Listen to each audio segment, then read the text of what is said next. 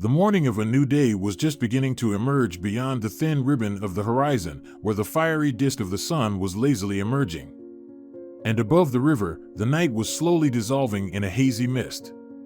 It was the most delightful time of day when winged lines burst forth from the creative soul of the aspiring poet. This talented, unrecognized man was Basilio Esteban. On this morning, old Basilio couldn't remain indifferent to the natural beauty of his favorite places. Taking a deep breath, he gracefully raised his left hand and recited with expression. The morning floated with raspberry syrup over the blue calm of my beloved river. In the water, the young curls of birches quivered with eternal reflection. But the newly born poetic masterpiece remained unfinished because Salvador Montero forcefully nudged Basilio in the side. "Why are you shouting so loud for the whole neighborhood?" Salvador asked. The old man became embarrassed and apologized. "I wasn't shouting. My soul just wanted to express itself." Leoncio Cano grumbled with undisguised annoyance. "Basilio, ask your soul to express itself somewhere else and at a more suitable time. We invited you, along with Salvador, as a specialist, not a poet. You don't want us to doubt your professional suitability, do you?" Basilio began to pound his sunken chest with his fist. "Do you doubt me, guys? I grew up on this river.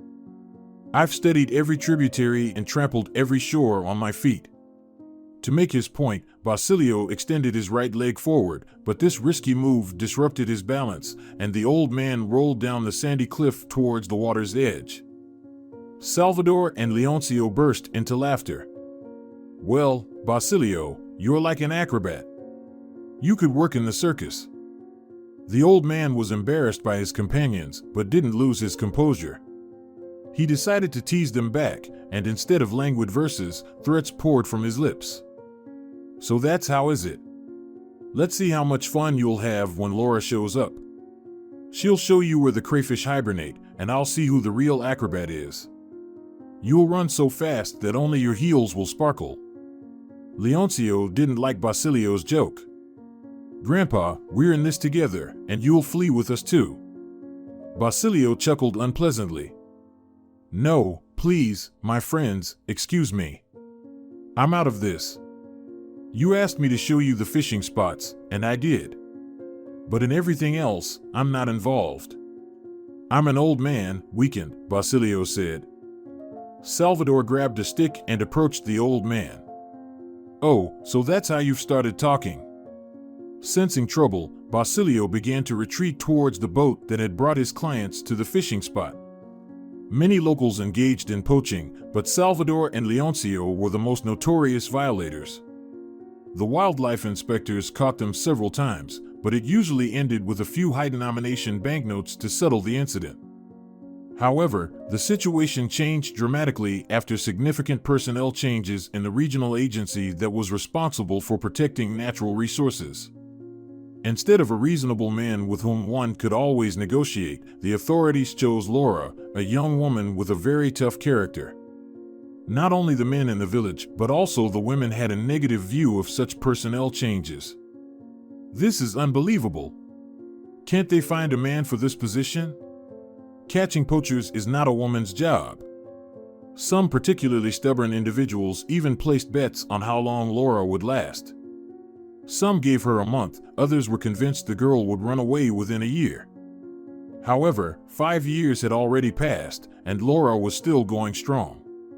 The tricky part was that the female inspector in a skirt could appear at the most inconvenient moment, and an encounter with her did not bode well for those who enjoyed fishing with prohibited gear. Although Leoncio and Salvador joked that they weren't afraid of Laura, they didn't particularly rush to meet her. They couldn't quit their dangerous trade either because it was impossible to find work within 100 kilometers of their village. So, the men had to be resourceful and take risks. To minimize these risks, Salvador Montero had prearranged a deal with Basilio, who was considered the chief expert on fishing spots. The old man was not very cooperative, so negotiations dragged on for nearly a week, during which 2 caches of fishermen's catch were used up. Basilio would only yield to persuasion after having had a substantial amount to drink. Finally, after much hesitation, the old man agreed to reveal his secret spot. The men breathed a sigh of relief, and in a moment of inspiration, Leoncio confessed. Salvador, there was a moment when I wanted to tie Basilio to a stake or hang him on a hook right in front of me. Salvador looked at his companion with caution and crossed himself. Leoncio, don't ever say such words in my presence again. I never thought you had such inclinations. I also wanted to give the old man a shake, but I never even entertained such thoughts. Basilio intentionally inflated his price. The location was indeed well chosen. The area was surrounded by forest, and the rugged shoreline provided reliable cover from prying eyes on the opposite side. But as soon as the trio arrived at the location, Basilio started to show off. At first, the old man declared that he didn't want to be an accomplice to the crime and that the men should cast the nets themselves. Then he started grumbling about the possibility of the inspector showing up. And by dawn, he felt the urge for lyricism. Reading poems by the deranged old man became the last straw that broke the dam of Salvador's patience. Salvador stood with a stick in hand, and Basilio provocatively taunted him. Why are you so brave, attacking a disabled man? Basilio sneered. Salvador was taken aback. Are you kidding, old man? You're as disabled as I am as a ballerina. Basilio chuckled unpleasantly again. No, I am disabled, and I even have a doctor's certificate to prove it. Want me to show you? I've been deaf in one ear since childhood. Leoncio decided it was time to end this dispute and stepped between the two opposing sides. Salvador, can't you see that the old man is deliberately provoking you? Drop that log. It's not worth dealing with fools. Let's check the nets and go home. Basilio spread his arms. Since you treat me with such disrespect, I won't give you the boat. Leoncio was a man of large stature. He playfully lifted the old man and carefully moved him to a level part of the shore. Listen, it's better not to awaken the beast in me. Stay here and compose your poems. We'll finish quickly and return your means of transport. Basilio had to accept these humiliating conditions because 1 against 2 was not in his favor. Lowering his head, he trudged towards the makeshift shelter they had arranged yesterday and watched the men. Meanwhile, Salvador and Leoncio were hurriedly pulling the nets from the water. They had quite a catch, and the bottom of the boat quickly filled with fish. However, they didn't have time to fully execute their plan because the distant roar of a motor could be heard. Basilio jumped up and waved his arms frantically. Guys, we need to scram. It looks like Laura is coming. That's her boat with the noisy motor. The situation was critical because some of the live catch was still wriggling at the bottom of the boat, and getting rid of the evidence would take time. But even more valuable than the fish were the nets. Leoncio muttered anxiously. It seems like we're in big trouble. Drop everything, or we're done. Leoncio began to throw the prohibited fishing gear out of the boat, but Salvador struck him on the hands with an oar. Leoncio, have you gone mad? I won't allow you to scatter valuable property, Salvador scolded. Salvador, we're about to get into big trouble. Laura will fine us so heavily that we'll never pay it off. She's notorious in the village for a reason, Leoncio replied. While they argued among themselves, Laura Alvarez's motorboat approached Basilio's boat closely.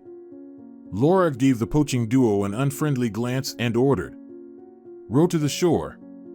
We're going to make a report." Leoncio understood that it was time to use his personal charm. He adjusted his cap and, with a charming glint in his eyes, said, "Laura, why start the day on such an unpleasant note? Look at what a wonderful morning it is." The inspector didn't bat an eye. "Leoncio, as much as you try to charm me, your poetry doesn't move me. The law is the same for everyone, and those who violate it must face the consequences. We are ready to take responsibility. Just tell us how much." Salvador triumphantly looked at the young woman. Laura maintained her impassive expression. "If you're suggesting a bribe, that's already a criminal offense," she replied. Leoncio looked angrily at his friend and attempted to rectify the situation. My friend was joking. He's always clumsy with his humor. Laura, let's peacefully part ways now and forget about this unfortunate incident. It won't work out. You've crossed my path before, and I believed you once. You won't deceive me again, Laura stated. She pulled a clean form and a pen from her tablet. Realizing that they wouldn't reach a peaceful agreement, Salvador clenched his fists and moved towards Laura. However, Laura's reaction was swift. Hold it. One more step, and I'll shoot. The men understood that the government representative was not joking and would undoubtedly keep her word without even blinking an eye. Salvador's foot remained suspended in midair, so Leoncio had to pull his friend back into the boat. Basilio was watching from his hiding spot as Laura boarded his boat, and soon both watercraft disappeared from view. The old man was relieved to have gone unnoticed. In his joy, he performed a few clumsy squats but quickly sobbed up. He slapped his forehead with his hand. Basilio, why are you celebrating? It's about 15 kilometers to the village on land. How will you get home with your sciatica? The old man nearly cried. He cursed Salvador and Leoncio for involving him in such a dangerous affair. Basilio also scolded himself for being too trusting, but most of his frustration was directed at Laura. He vocally wished various unpleasant things for her. Would any normal man want to live with such a shrew? That's why her husband ran away from her, and people in the village avoided her, coming up with various nicknames. And she had to show up in our area. Only by evening did Basilio make it back to his hut, where his wife greeted him with a scolding. Where have you been, old stump? Leoncio and Salvador were looking for you. Basilio felt relief. So, everything is fine with them? Maya widened her eyes. What do you mean, fine? Have you completely lost your mind, old man? But Basilio was already hopping around the village, forgetting about his aching back and the journey through the forest. He wanted to make sure his boat was still there. The old man was still concerned about how Salvador and Leoncio had managed the situation with the inspector. He didn't expect to see them free. Despite her old age, Eva Arias made a daily voyage to the neighboring village. About 20 years ago, their village was closely adjacent to this settlement, where life was in full swing. The village had gained fame due to its rich history, and many people came here to see the famous Blanco estate in person. But when the country fell apart into separate pieces, everything began to wither and crumble. First, the farm fell apart. Most of the youth and middle-aged people sought a more comfortable life elsewhere. While the central estate still maintained an active life, the village was slowly but steadily dying out in the truest sense of the word. Only the elderly remained, determined to spend their remaining years on their native land. At first, the population numbered in the hundreds, but now there were only about 24 elderly residents. Eva considered herself a patriot of her homeland and repeated it like a mantra, nowhere to go, and no reason. Indeed, the old woman had no family left except for Laura. Her house was on the outskirts of the village, which added an air of mystery to the elderly woman's persona. What added even more mystery was Eva's profession. She was considered the most famous healer in the region. Often, people came to her not only from the neighboring village, but even from the regional center for consultations. The elderly herbalist welcomed everyone, never turned anyone away. Despite her noble mission, Eva had envious enemies, and the main one was Marina. This old troublemaker always tried to provoke the healer whenever she had the chance. Eva, you're just like a foreign doctor, you take on any ailment. Won't your belly burst from all this effort? Marina taunted. Eva, although gentle by nature, responded in kind to her adversary. Marina, it's more likely that your belly will burst from anger because you inflate it with spite. I know from my own experience that sometimes a kind word can heal better than pills and potions. There were various rumors about Marina in the village. People who had dealings with her claimed that she was vindictive. If she took offense at someone, she would hold a grudge for a lifetime. Marina harbored a deep-seated hatred for Eva, and the entire village knew that this feud had started back in their youth.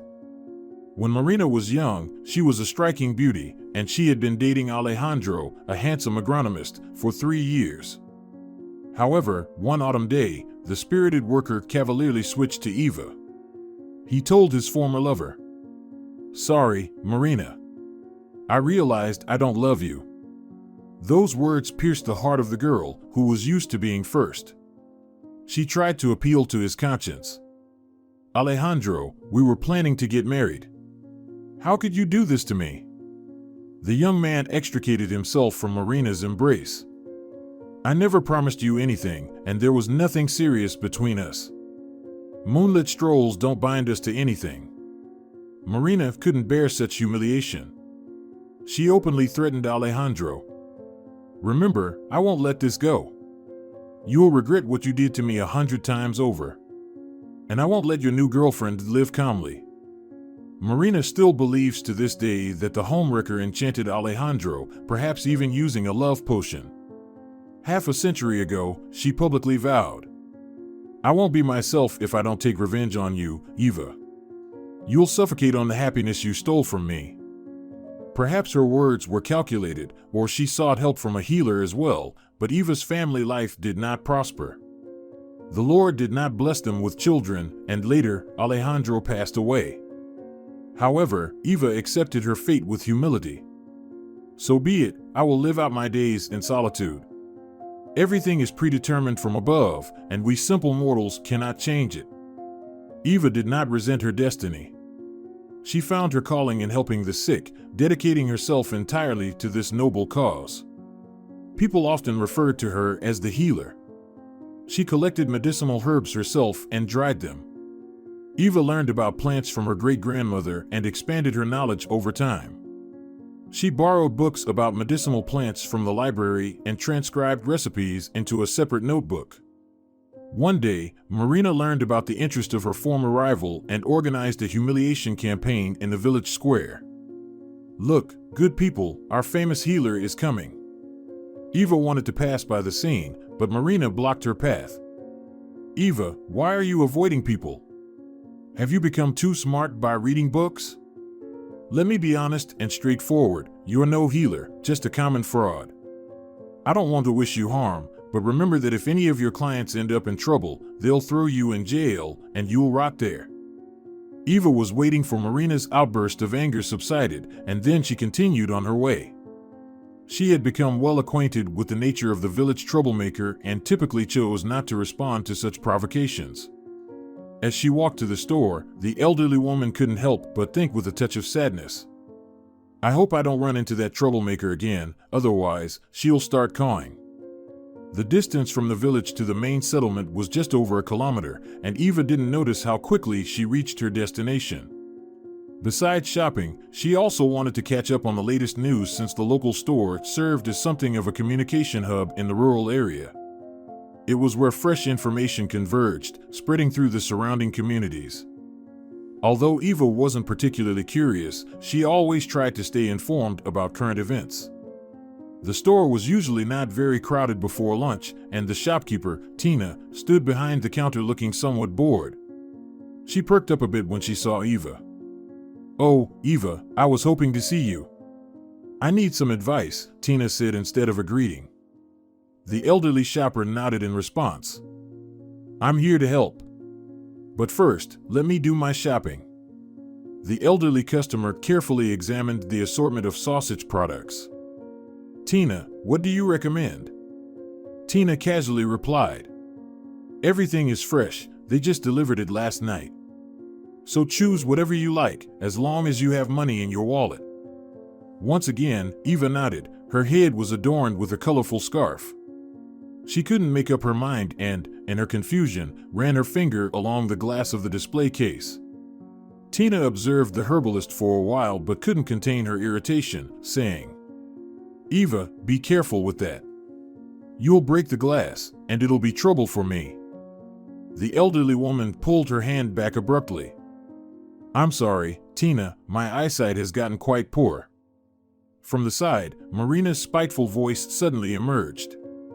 And what kind of acclaimed healer are you if you can't even heal yourself?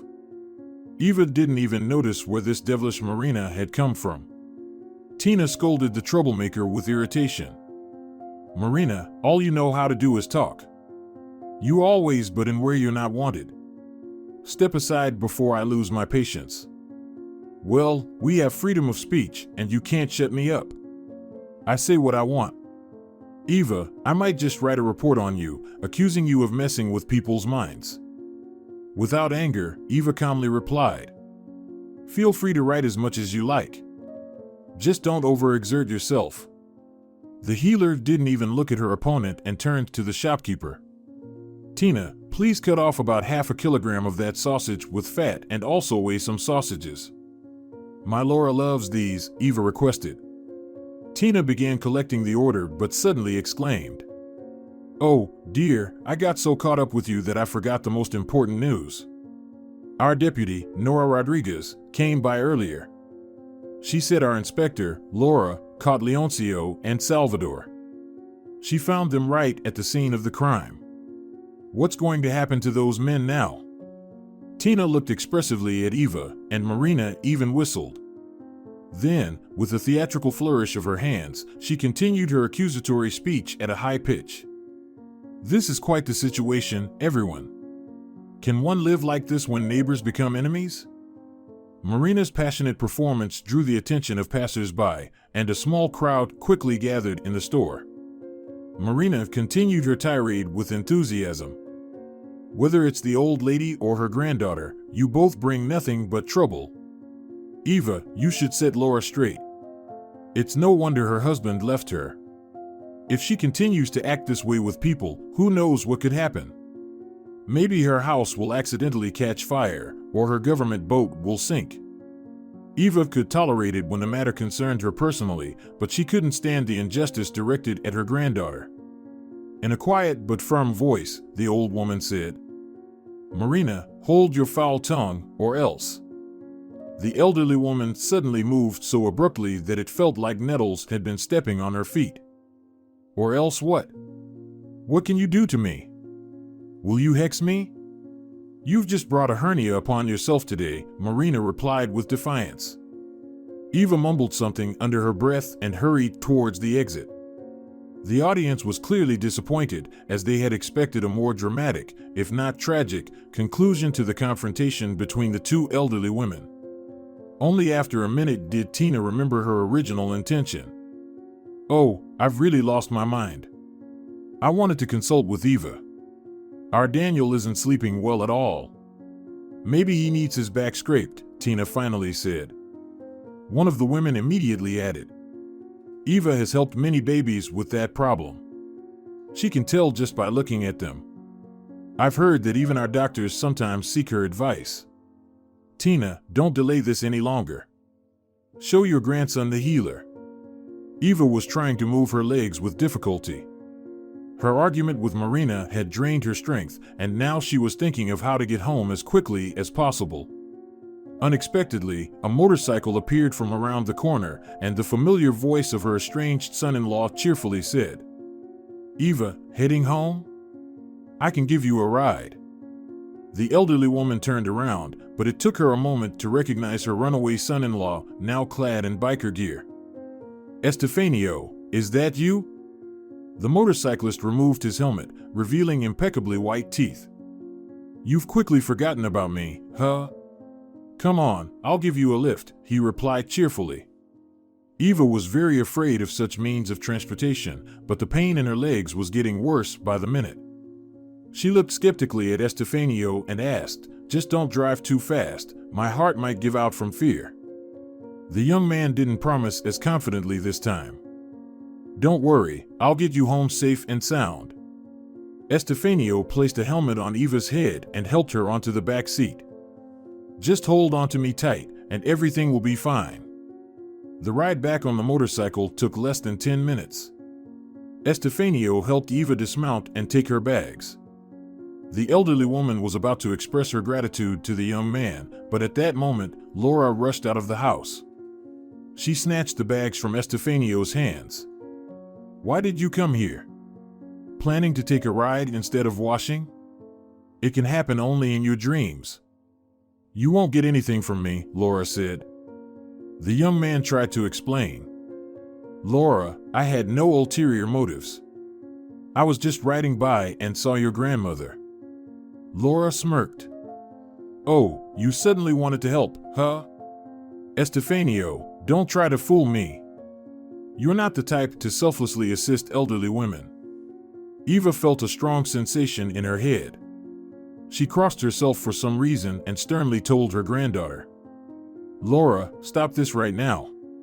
You shouldn't be like this. You're reminding me of Marina. The young woman was stunned, and her ex-son-in-law slowly retreated towards the motorcycle he had left behind the fence. Eva added with bitterness, You can't consider yourself the only one who's right, Laura. You live among people, you should be kinder. Estefanio hasn't done anything wrong at this moment, and you pounced on him like a tiger. Laura was taken aback. Grandma, what's gotten into you?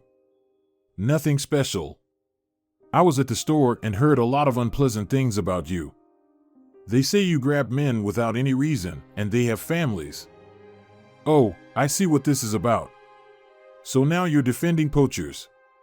Well, let me tell you, dear Eva, that compassion is a good feeling, but not everyone deserves it. Salvador and Leoncio should have thought about their families before they committed those crimes. If they wanted fish, they should have taken their fishing rods and gone to the river. It's that simple. But instead, they used nets during the prohibition. How do you think I should treat violators? Eva looked at her granddaughter with pleading eyes. Laura, I understand that there are laws, but can't we be a bit more lenient? After all, you're a woman. Laura didn't let her grandmother finish her thought. Grandma, I'm a woman at home. I'm a woman when this guy is chasing me. Laura glanced expressively at Estefanio, who continued to back away toward the gate, but at work, I'm a fisheries inspector, and I have a duty to protect our natural resources from poachers by any available means. If everyone starts using nets to fish, our rivers and seas will be destroyed. The state entrusted me with an important task, and I'm doing my best to fulfill it. Lately, the number of people seeking to profit from illegal fishing has been growing exponentially. Just last week, unknown individuals were reportedly starting construction on the Red Coast, and Laura was determined to investigate who had given them permission. Eva recalled that the local women had mentioned that these places were being claimed by an unknown oligarch. She hurried to share this useful information with her granddaughter, but Laura just smiled. Grandma, rich men don't build houses in the countryside. They invest in elite real estate in the Canaries or some other paradise. It's a certain Mr. Ray who decided to settle in a protected natural area. He's either a banker or a businessman, I can't say for sure, but I'll definitely look into it. Eva felt something click inside her. She grabbed her granddaughter's hand and looked into her eyes. Laura, please, temper your zeal, or you might bring trouble upon yourself. This oligarch could hire someone to get rid of you. Grandma, don't clutter your mind with nonsense. He's not rich at all, just a middleman, Laura said, picking up her bags and heading inside. Eva followed her granddaughter, thinking to herself. As she was watching Laura bustling in the kitchen, she was thinking that such a woman could brighten any man's life. She also realized that being too righteous was better than hiding behind insincere words and actions, because an honest person is always open and unpredictable. In her musings, the elderly woman unexpectedly came to the conclusion that she had raised a good person. From a young age, Eva had learned that not all people were equal. Some were fortunate from birth, effortlessly reaching the heights of prosperity, while others struggled, waiting for a miracle to happen. Eva belonged to the second category. In her childhood dreams, she often imagined how divine grace would one day descend upon her. Her great-grandmother, Zoraida Morales, was a deeply religious person. Day by day, she instilled a particular thought in her granddaughter. If you are obedient and patient, Eva, the Lord will reward you. He sees everyone from heaven, punishes the unkind, and bestows his grace upon the good. Eva endured. She stoically bore the hardships of life. When her family lost both parents in 1 year, the 15-year-old girl took on the responsibility of caring for her younger sisters and brothers. During the summer, she toiled in the fields, and in the winter, she worked on the farm. For her dedicated efforts, Eva received certificates before major holidays, and the farm committee chairman often lamented, "You should go study, young lady.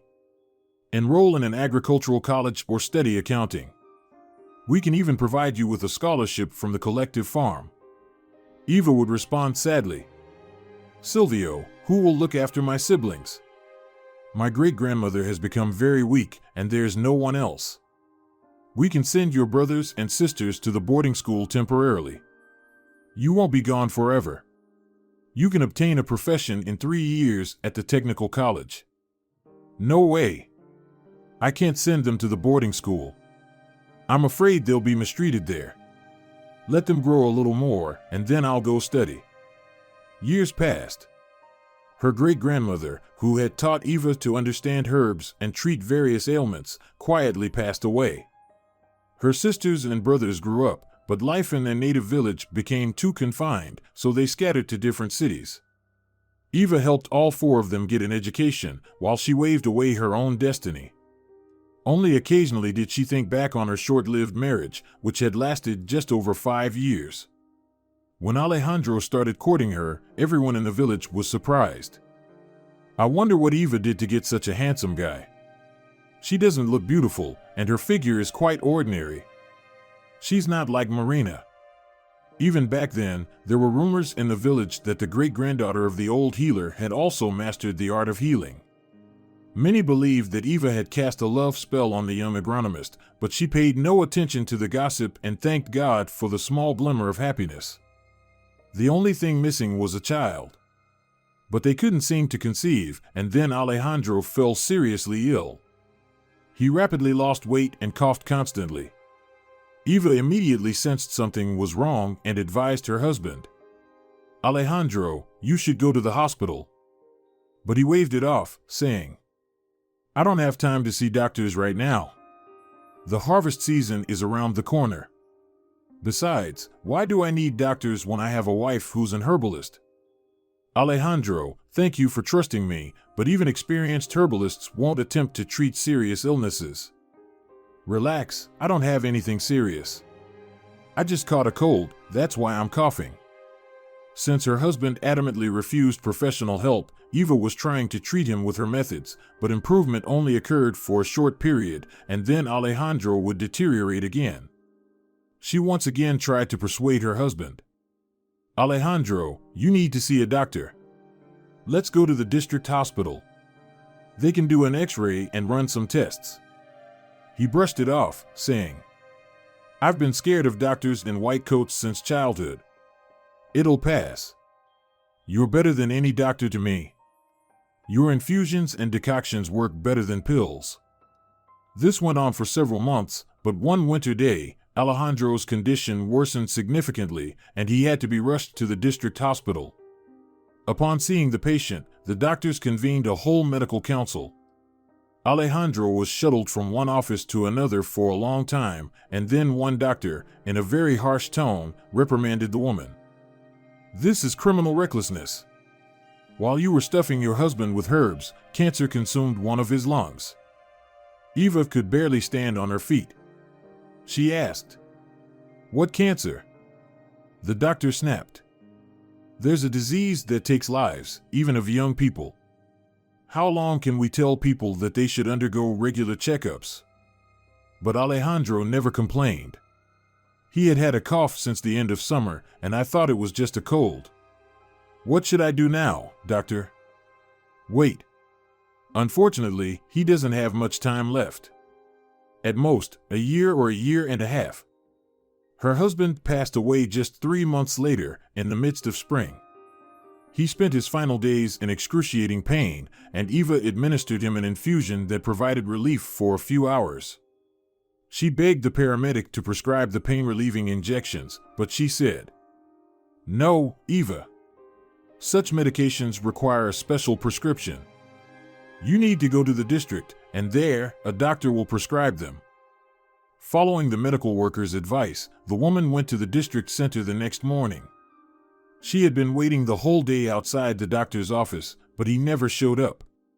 Then, a nurse told her, "You're waiting in vain."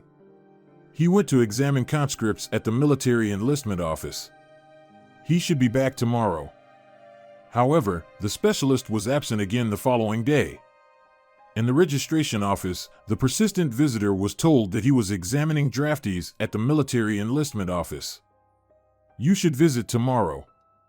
Tears of despair filled the poor woman's eyes. She yelled at the girl behind the window, "I can't come here every day. My husband is dying. He needs pain-relieving injections, and all you do is give me false promises."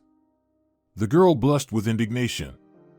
"Ma'am, why are you causing a scene here? The doctor is not just idling around. He has a lot of work to do without you. If you can't come, then call." "We don't have a phone in our village," Eva replied. Eva realized she wouldn't achieve anything more and went home empty-handed. Her husband passed away a week after her unsuccessful attempt to alleviate his suffering. After the death of her loved one, she no longer made plans for the future and dedicated herself entirely to work. The name of the diligent worker resonated from high tribunes, and besides diplomas, Eva started receiving decent monetary rewards. Her knowledge of herbal medicine also brought in a small income, but she never accepted money for her healing services. Clients compensated her with agricultural produce, some brought candies, others shared their homegrown products. Eva was content that her life had become more comfortable. She sent all her savings to her sisters and brothers. But her relatives visited her less and less, and eventually they stopped coming altogether. By that time, after the country's dissolution, all her relatives had ended up abroad. Occasionally, they sent letters, but eventually, even that communication thread was severed. However, by then, Eva had grown accustomed to solitude, and dreams no longer visited her. She was given an honorable rest and was gifted a large television. To fill her abundant free time with something useful, she decided to delve into the study of herbs. She diligently supported theory with practice, going into the forest to collect plant material. On that September day, she decided to replenish her raw material supplies. By the river, meadowsweet was in bloom, which helped with stomach problems and worms. It was also time to gather toothwort, a precious herb for heart conditions and hypertension. Eva walked along a familiar path to the river, enjoying the sounds of the forest. She noticed a basket on the path from afar, but initially didn't attach much importance to it, thinking, "Perhaps some mushroom picker left it here. Maybe someone has an urgent need and will return their belongings." She was about to pass by the discovery when something held her back. What if something happened to the person? With all her might, Eva called out, "Hey, who lost their basket? Can you hear me?" She called for about 10 minutes, but nobody answered. So she decided to look into the basket, only to find a pile of rags inside. It puzzled her why someone would drag such clothes into the woods, although everyone loses their mind in their own way. She picked up the basket and turned it in her hands. What surprised her was that the burden seemed heavier than the rags it contained. But Eva didn't attach much importance to this detail. "Since the owner hasn't been found, I'll take you to the basket. It's a shame to throw away such a good piece of equipment. It'll come in handy around the house." Eva had almost reached her home when she heard sounds resembling squeaks. Initially, she thought it was her old boots creaking, but then she realized in horror that the noise was coming from the basket. "Oh Lord, what's in there?" Something alive was moving at the bottom of the basket, emitting a weak squeak. Eva didn't immediately realize it was a newborn baby. She exclaimed, "Oh Lord, who could treat you so cruelly?" Holding the basket close to her chest, she rushed back to her house. She whispered, "We need to get you warm quickly. Who knows how many hours this basket was left in the woods? How did this poor child not freeze?" Upon reaching her home, the healer took the tiny bundle from the basket. "It's a baby girl. She's so tiny, maybe a month or a month and a half old. Let me warm you up, sweetheart, and give you some milk." Eva frantically searched for something to wrap the baby in, but there was nothing suitable in the basket except for a thin diaper, a silk blouse, and a floral-patterned lightweight shawl. Indeed, it's clear someone was in a great hurry to get rid of you. She retrieved a woolen scarf from her drawer and swaddled the baby in it. The warm bundle filled her with a sense of tenderness and affection. This unfamiliar feeling gave her strength, and Eva was willing to do anything to save this child's life. She cooed gently over the bundle. "We should come up with a beautiful name for you. Laura. Do you like that name?" The tiny bundle responded with a squeak, and the healer happily said, "Wonderful. You like the name. Now, let's think about what to feed you." When Eva knocked on her neighbor's door and asked for some goat's milk, the neighbor was surprised. "But you don't drink goat's milk." "I didn't before, but now I do. Something's not right with my stomach lately. I've been experiencing some discomfort, and goat's milk is beneficial for such ailments." Every day, Eva would take a liter of goat's milk from her neighbor. She knew it was a precious product for infants, as its composition is the closest to mother's milk. But as they say, a woman's tongue is like a broom. Of course, not all women can keep their secrets, but Eva's neighbor was particularly talkative, and she spread the news throughout the village about the healer developing a taste for goat's milk. Upon learning of the change in her competitor's culinary preferences, Marina decided to find out the reason for these sudden changes. One evening, she sneaked into Eva's yard and approached her window. What she witnessed left the village's main gossipmonger in awe. She whispered in astonishment, "Eva has a child. Where did it come from? Maybe this witch stole someone's baby." These questions demanded immediate answers, and despite the late hour, Marina hurried to the neighboring village. She wanted to inform the local constable about the terrible deeds happening in their midst and that the healer was allegedly taking babies. "Grandma, dinner is ready. Please come." Eva's granddaughter's voice brought her to the reality. "Oh, Laura, I didn't even realize when sleep overcame me. I must be getting really old. It's probably time for me to prepare for my journey." Laura placed 2 deep plates on the table. "Where do you think you're heading, Grandma?" The old woman's gaze dropped, feeling an inexplicable sense of shame. "You know where. To a place from which there's no return. That's where my parents, my great-grandmother, and my husband Alejandro are." "Grandma, I don't like this topic. Let's talk about life instead." "All right, I don't mind. Will 1 sausage be enough for you, or can you handle 2? Laura deftly arranged the side dishes on the plates with a smile on her face. Eva couldn't help but admire her granddaughter. "1 will suffice. You are such a beauty and so smart, yet you chose an unconventional line of work. Is it normal for a young lady to race along the river on a motorboat, chasing poachers?" The smile instantly disappeared from Laura's face. "Grandma, it's perfectly normal, and I love my job. You should think about starting a family. Otherwise, life will pass you by, and you'll end up like me, all alone. Why do you keep pushing Estefanio away? He loves you, I can see it." The young woman embraced her grandmother's shoulders. "Grandma, let's not talk about sad things right now. I misjudged Estefanio. I thought he was a real man, but he turned out to be. In short, he let me down big time. Maybe it wasn't intentional. It's important to learn how to forgive." The young woman smiled again. "Perhaps I'll forgive him eventually, but not now. He needs to suffer a bit more. Anyway, I should get going, and you don't get bored without me." A sense of unease settled in the elderly woman's heart. "Laura, please be careful out there. Watch your back." "I'll try, Grandma. Everything will be fine for us." Footsteps could be heard on the porch. When Laura was patrolling, she would change into army boots for convenience. Eva sighed heavily and imagined her granddaughter now boarding her boat. Where have you ever seen a young woman chasing poachers at night? No wonder all the men steer clear of her. Eva couldn't help but wonder how that tiny bundle she had found in the woods almost 30 years ago had grown into such a confident woman. After a hearty dinner, warmth spread through her stomach, radiating to her tired body, and the elderly woman once again dozed off in front of the working television. An old movie, The Foundling, played, and the adventures of the little girl brought back memories of the distant past. Since Eva knew nothing about the girl she found in the forest, she had to quickly estimate the child's age. In the first few hours, the task of caring for a child seemed hopeless to her. However, Laura was surprisingly active and drank goat's milk at an astonishing speed.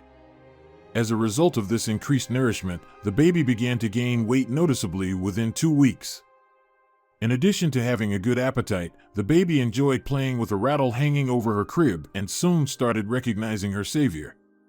It was the most wonderful time in the elderly woman's life, and she hesitated to inform the authorities about her discovery because she didn't want to part with the baby. Only now, in her 60s, had her life finally found purpose. Every evening, after Laura's bath, the woman would rock her while humming a lullaby, and she would fall asleep thinking, "God sent me a granddaughter for my patients, and this is the most precious gift." That year, autumn passed unnoticed, but winter arrived suddenly with heavy snowfall and gusty winds. Roads were buried overnight, so it was all the more surprising when the local police officer pulled up to her hut early one morning. Eva's heart skipped a beat, and she whispered to herself, "Someone must have reported me." Her first impulse was to hide Laura from prying eyes, and the elderly woman began to rush around the house. But then there came a demanding knock at the door. "Eva, open up." She could feel her hands and legs trembling. Just at that moment, hungry Laura let out a cry. The police officer knocked harder. "Eva, it's better to open the door peacefully, or I'll have to use force." A strange female voice said, "Woman, understand that your disobedience to the authorities could lead to very serious consequences, including criminal charges. Not only are you involved in questionable practices, but you're also taking children." Eva held the baby close to her chest and headed for the door. She flung the door open abruptly, causing the threatening woman to stumble and fall right on the doorstep in surprise. The police officer shot Eva a menacing glance. "Well, Eva, you see, now we will have a completely different conversation. I've turned a blind eye to your antics for many years, but now I assure you I will do everything to ensure you face the court." Laura, unaccustomed to the sudden commotion, cried loudly. By this time, the official had already picked herself up from the floor and reached out with her bony hands, adorned with long red nails, toward the child. Eva recoiled to the side. "Put away your hands and close the door, it's drafty. The child can get a cold. It is rather cold there." The police officer glanced around for a moment. She closed the door and took a seat at the table. In a calmer tone, the law enforcement officer continued, "Tell me, Eva, how did you end up doing something like this?" Eva frowned. "Roberto, just tell me plainly what you want from me. We received information that you are hiding someone else's child here. I want to know what possessed you to commit such a crime." The homeowner gave the guests a sidelong glance and then headed for the kitchen. The police officer's companion protested. "Where are you going? It seems like we asked you a question." "I'm not going anywhere. I won't run away. I have some milk cooling in the kitchen for Laura. It's time to feed her." The official had to step back, and the police officer began to fill out the paperwork with sweeping strokes. "Why are you silent? Speak up, Eva. Where did you get the child?" Laura made a cheerful sound, and the elderly woman held her even closer. "I found her in the woods, in a basket. She was weak, she couldn't even cry, she just squealed." The police officer changed his tone. "Here you are, telling us the mysterious tales. Do you think we'll believe that? I don't care. I'm telling it as it happened. Whether you believe it or not is up to you." The police officer gave a meaningful look to his companion, and she nodded. He continued asking her questions. "Of course, we will verify this information. But why didn't you report your unusual find right away?" The homeowner exclaimed. Roberto, she could barely breathe. I nursed her and fed her goat's milk. I swear, I wanted to inform you, but I wanted to wait until the baby was stronger. So you decided to keep the child on purpose? The official regained her confidence and even started pacing around the room. Eva remained silent for a while, then timidly asked, Is it wrong that I took care of the child? So do you want to say that it would have been better if she had died? The guest responded sarcastically. Listening to you, you are like the savior of the human race.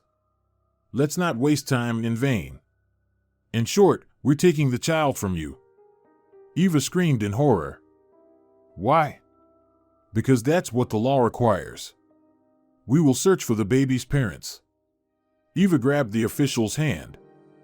And if you don't find her parents, can I adopt her? The guest softened her tone slightly. Most likely, they won't allow you to do that because there are several restrictions on such a procedure. In your case, the main obstacle is your age. You're not working anymore, right? Yes. Eva carefully wrapped Laura in a new blanket she had bought in the neighboring village and hastily gathered her toys into a bag. The official initially refused to take the bag. There's plenty of toys in the children's house. Please, take it. Laura is used to these. The elderly woman pleaded with the police officer and the official, and their hearts were touched. Roberto took the bag.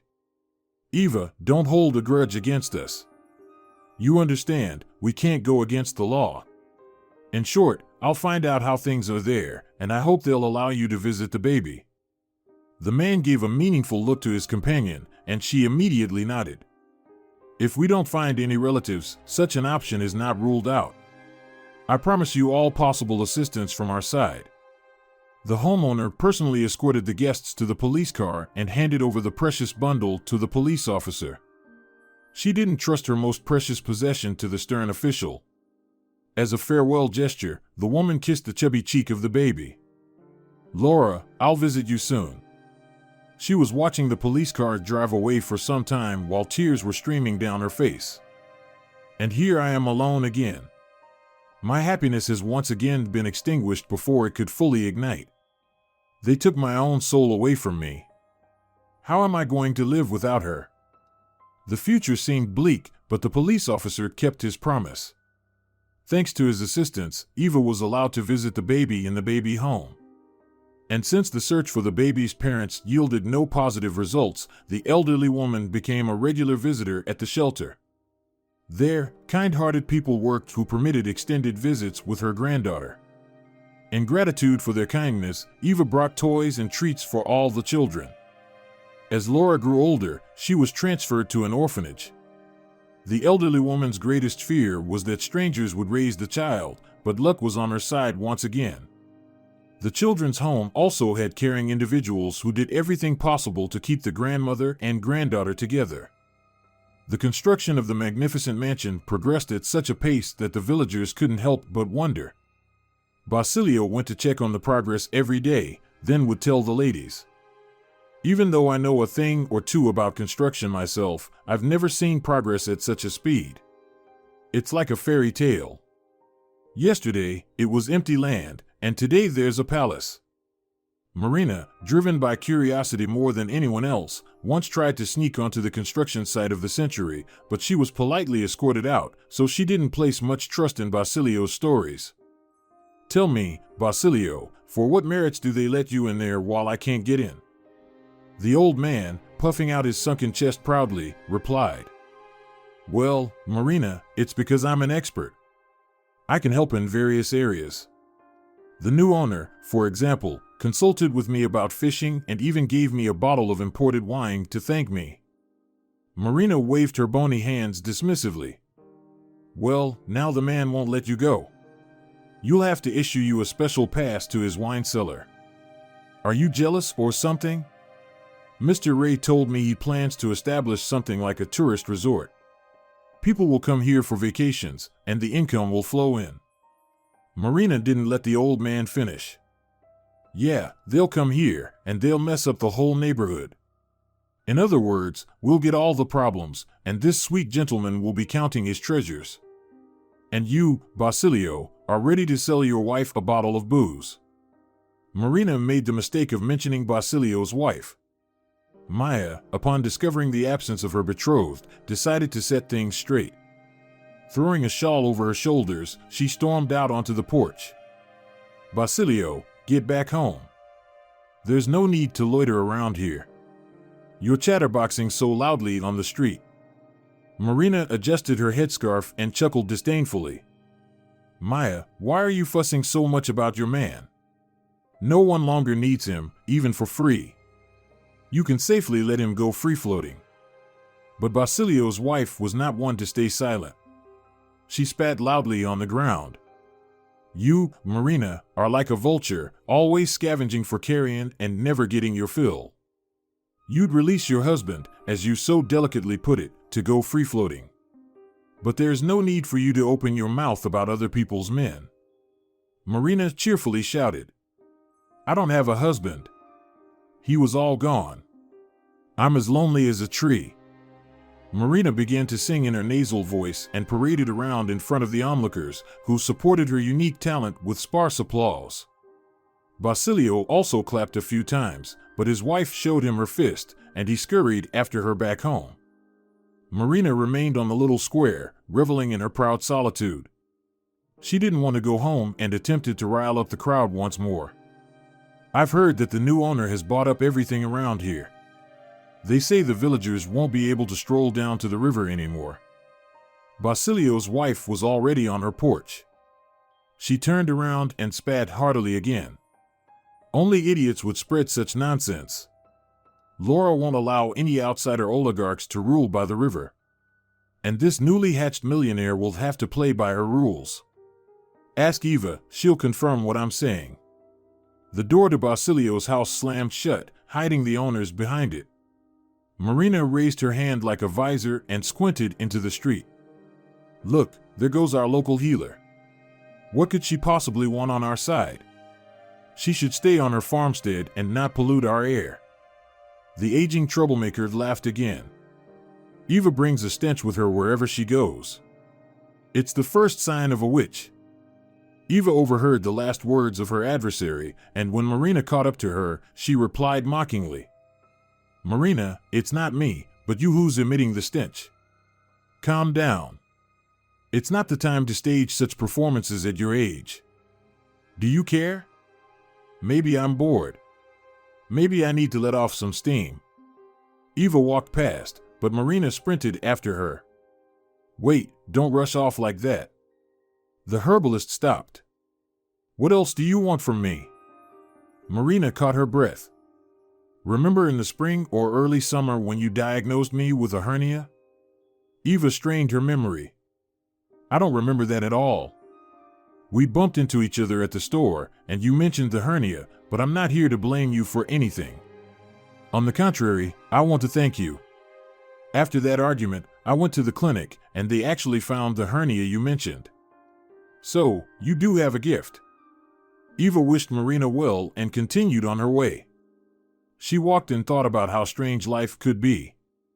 They had been feuding with Marina for over half a century, and today, she thanked her for the first time. So, I haven't been begging the sky in vain. Before this thought could fade into the depths of her consciousness, a white car came rushing towards her. Eva was startled and barely managed to step to the side. The driver of the car honked loudly and, for some reason, showed her the middle finger. He also yelled, Hey, you backward locals, don't get in my way on the road. I'm in charge here. The woman frowned disapprovingly. What a ruffian. We should inform the local police so they can put this hooligan in his place. In the evening, she told her granddaughter about the incident. Laura didn't seem surprised. If it were a white car, it's Iago Rey's son Sandro. Remember, I told you about the new settlers? How could I forget? Today, our locals were toasting to their health, and even Basilio managed to make an impression on this Iago.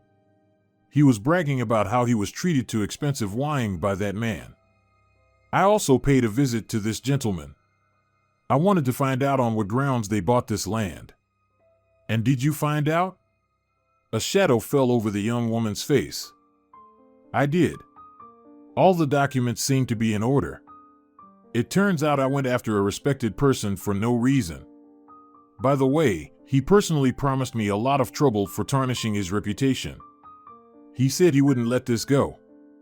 Eva pleaded with her granddaughter. How many times have I asked you not to get involved with them?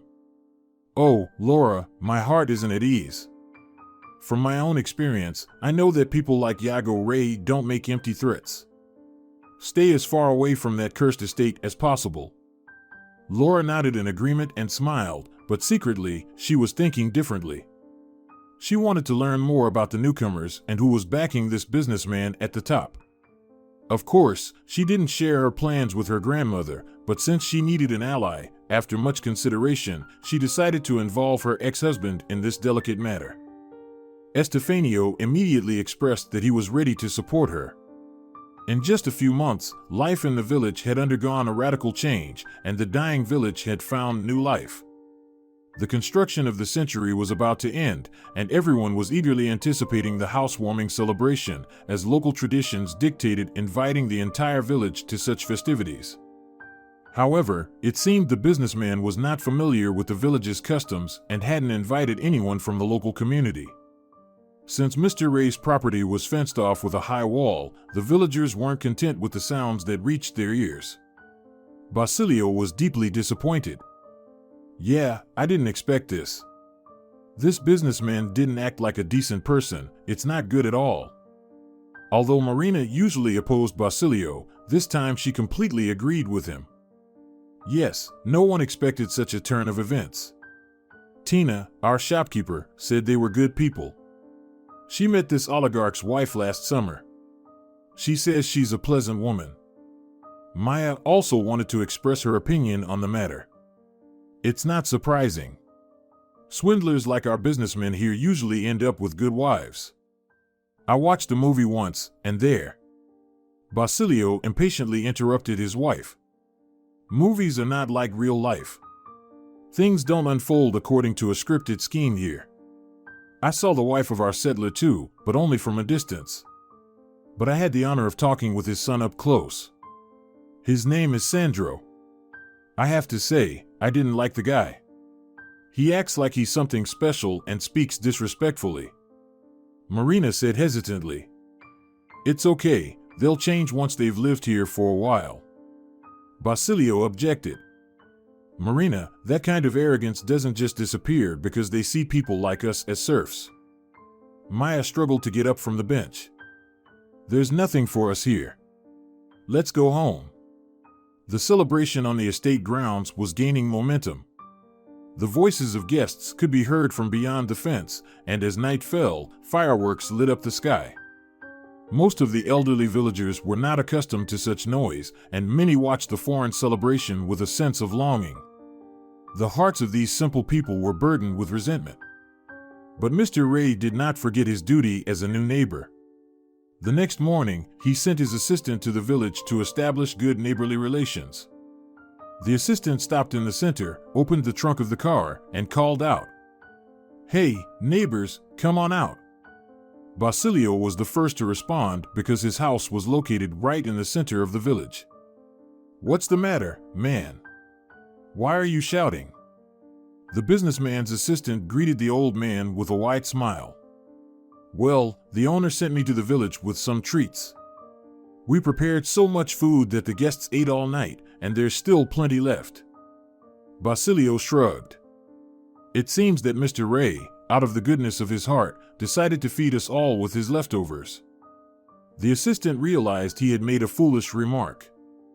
He began to hastily justify himself, but only made matters worse. "Why do you think it's the leftovers? These are good products, very fresh. Look, there are even delicacies here. Here are caviar, red fish, and salami."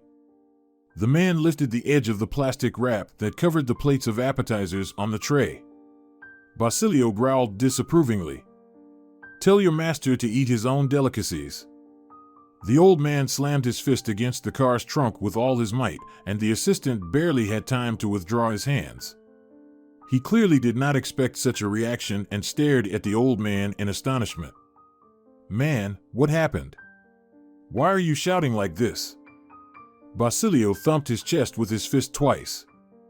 Basilio Esteban has never dined on handouts from another's table, and nobody in our village ever walked around with a sack on their shoulders. "Tell your master, Mr. Ray, that." The assistant quickly got into the car, and the old man didn't back down. "And tell him not to act like a master. We've seen people like him, and he shouldn't drive through our village anymore. Let him use the bypass road from this day forward." Basilio's accusatory speech prompted the residents of the nearby houses to rush out into the street, so many witnessed this unsightly scene. Eva, on the same day, learned from her neighbor about the generosity of the new settler and was also outraged. She was eagerly waiting for her granddaughter to return so she could tell her everything. However, Laura had gone to the district center for a meeting that morning and was warned that she would be back late. The old woman decided to wait for her, but as evening approached, a worried Maya burst into the house without knocking. "Eva, hurry. Help my old man. Something is really wrong with him. Help in any way you can." "What's wrong with him? What is he complaining about? I don't even understand it myself. He keeps clutching his chest, he's very upset. Give him some kind of tincture to calm him down." Eva rushed to help. "Right away. I have some herbal infusion left that I made for our neighbor in the morning. If it doesn't help, we'll have to call an ambulance." Eva's herbal tincture quickly restored Basilio to normal, but the healer stayed at the house of Esteban's family almost until nightfall. When she returned home, Laura was already fast asleep, so they had to postpone their important conversation until the morning. Although the elderly woman had never seen the businessman up close, he appeared in her dream. He was driving through the village in that same white car, throwing pieces of bread out of the window onto the road and laughing. "Eat up, you beasts, while I'm feeling generous. I'll buy your village and all of you too." Perhaps in her dream, Eva was shouting because she woke up when Laura shook her shoulder forcefully. "Grandma, wake up." She opened her eyes with difficulty. "Laura, is that you? Who else were you expecting to see in your house?" The old woman mechanically crossed herself. "I had such a terrible dream." "No wonder. You were shouting so loudly that they probably heard you in the neighboring village. I'm sorry for waking you up." "It's okay. I have to leave early today anyway to check on everything. Poachers are active again, and now this Ray." Eva became alert. "The businessman? What has he managed to do?" "Fortunately, nothing yet, but I heard that this gentleman plans to build his own fish farm right on the river. He wants to breed fish. Don't worry, I'll make his life uneasy. I'll get justice one way or another." Laura quickly dressed and rushed out the door. Eva realized she hadn't had a chance to tell her what she wanted. "Laura, I wanted to tell you." From outside came Laura's voice. "Grandma, later in the evening, you can tell me. Right now, I'm in a hurry. If Estefanio shows up, tell him I'll be waiting for him by the river." The old woman muttered happily to herself. So they've made up after all. At least one pleasant piece of news. After the loud housewarming party at the businessman's estate, life in the village returned to its quiet and steady pace. Only the villagers no longer showed any interest in Ray's mansion and deliberately avoided it. Laura disappeared from work for the entire day and returned exhausted in the evening. When Eva asked her questions, she responded evasively. "Grandma, nothing new. Same old routine every day. In a word, just the usual." The elderly woman suspected that her granddaughter was hiding something important from her, but hesitated to press for answers. Several days passed, and one evening Estefanio dropped by their place. The former son-in-law arrived on his motorcycle, and the old woman thought it was very risky to ride such a vehicle in the dark. She even wanted to mention it to Estefanio, but he was whispering something to Laura in the kitchen. The woman thought with hope. Maybe they've patched things up. They make such a beautiful couple, they just can't seem to find common ground. But apparently, she was mistaken in her assumptions because the young couple started getting ready to go somewhere. Laura quickly entered the room where the safe was located, and from the sounds coming from there, the old woman guessed that her granddaughter was retrieving a firearm. She couldn't stay silent any longer and blocked the doorway. "Laura, Estefanio, tell me what's going on. Where are you planning to go in the middle of the night, and why do you need that thing?" The young couple exchanged glances. Laura spoke calmly and as composedly as possible. "Grandma, you know what kind of work I do. You don't need to worry. I asked Estefanio to accompany me just in case." Estefanio gave Laura a meaningful look. "Tell me everything as it is, or she'll imagine who knows what." Laura waved her hand dismissively. "All right, you've convinced me. Maybe it's better this way. Anyway, Grandma, don't worry. There's a whole gang operating on our river, killing the fish at night, and there's every reason to suspect that the son of the businessman is the ringleader of this gang. My colleagues and I have already tried to catch these culprits, but they managed to escape." Eva froze. "Laura, don't go there at night. Can the two of you really handle an entire gang of criminals?" Estefanio smirked. "We'll manage. Characters like them are brave only in public, but when it comes to something serious, they disappear into the bushes." The Justice Crusaders disappeared, and Eva waited for them. She stared at the wall clock incessantly. It seemed to her that the clock hands were stuck in one place.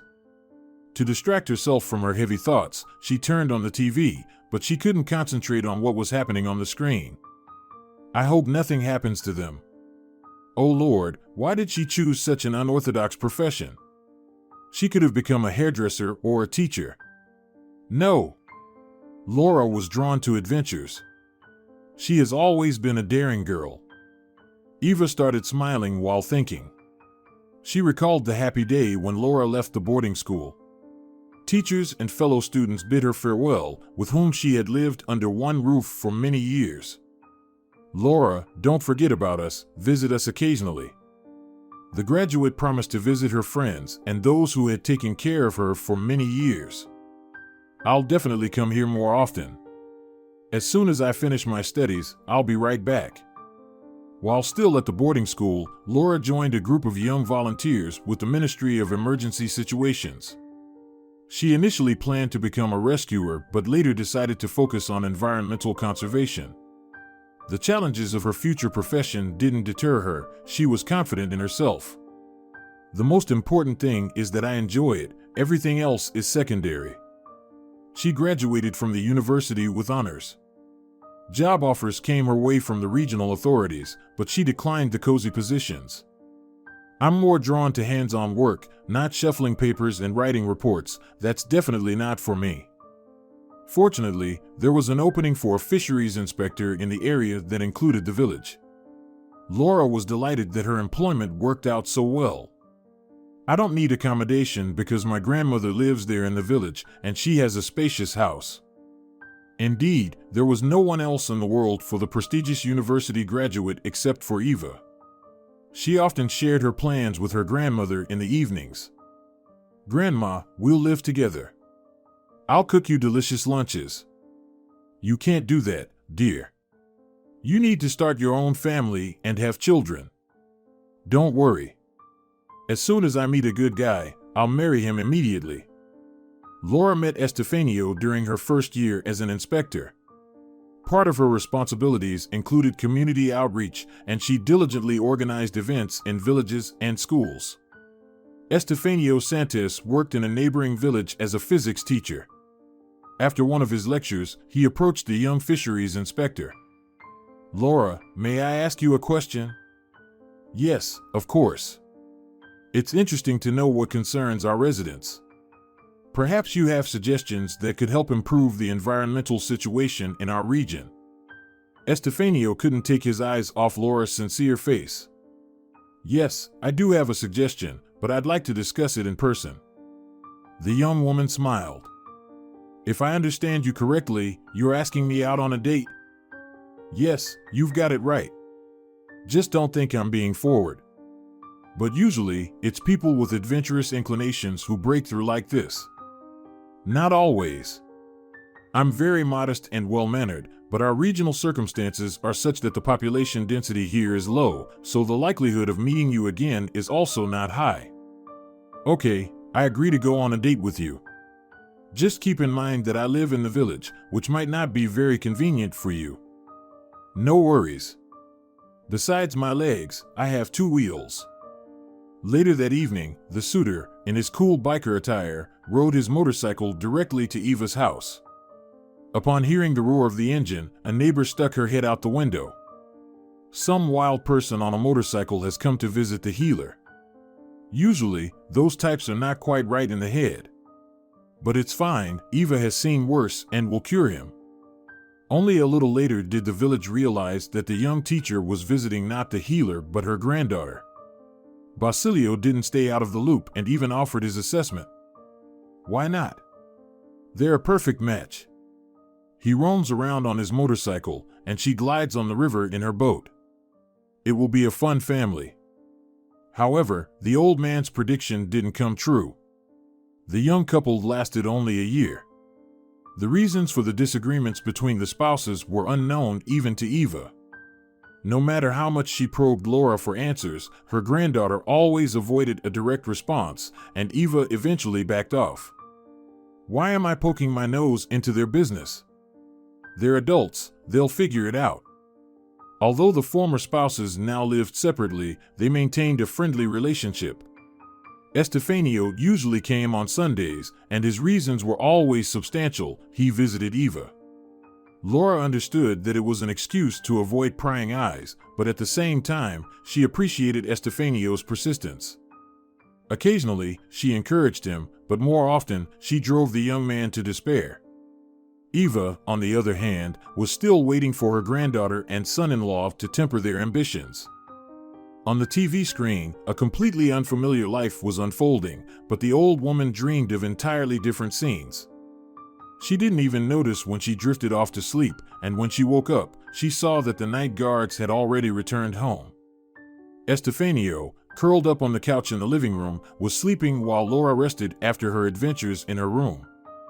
The young inspector's wet clothes were scattered on the floor, and the old woman realized that the couple had had an eventful night. Trying not to make any noise, the elderly woman gathered her clothes and left the room. I'll wash them now. They'll dry quickly in the breeze. Eva had been pondering the twists and turns of fate and its strange surprises in recent days, but she had no idea of the surprises that awaited both her and Laura in the near future. In the house, everyone was still asleep, but Yago Ray was already up and about.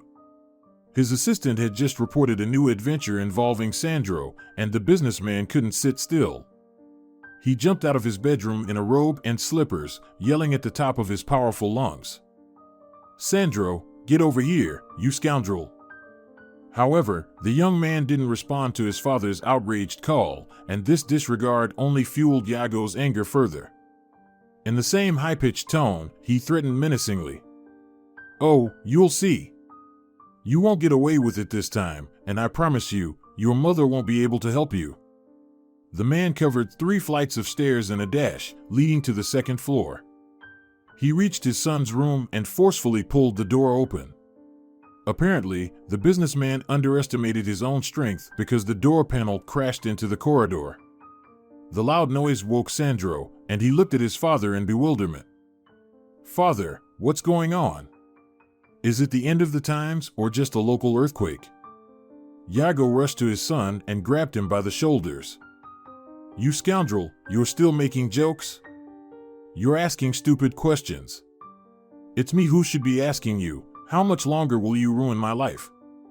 Sandro quickly regained his composure and looked at his father mockingly. "Dad, what's going on? Why are you so aggressive?" Yago was breathing heavily, and the expression on his face did not bode well. "Aggressive, you say?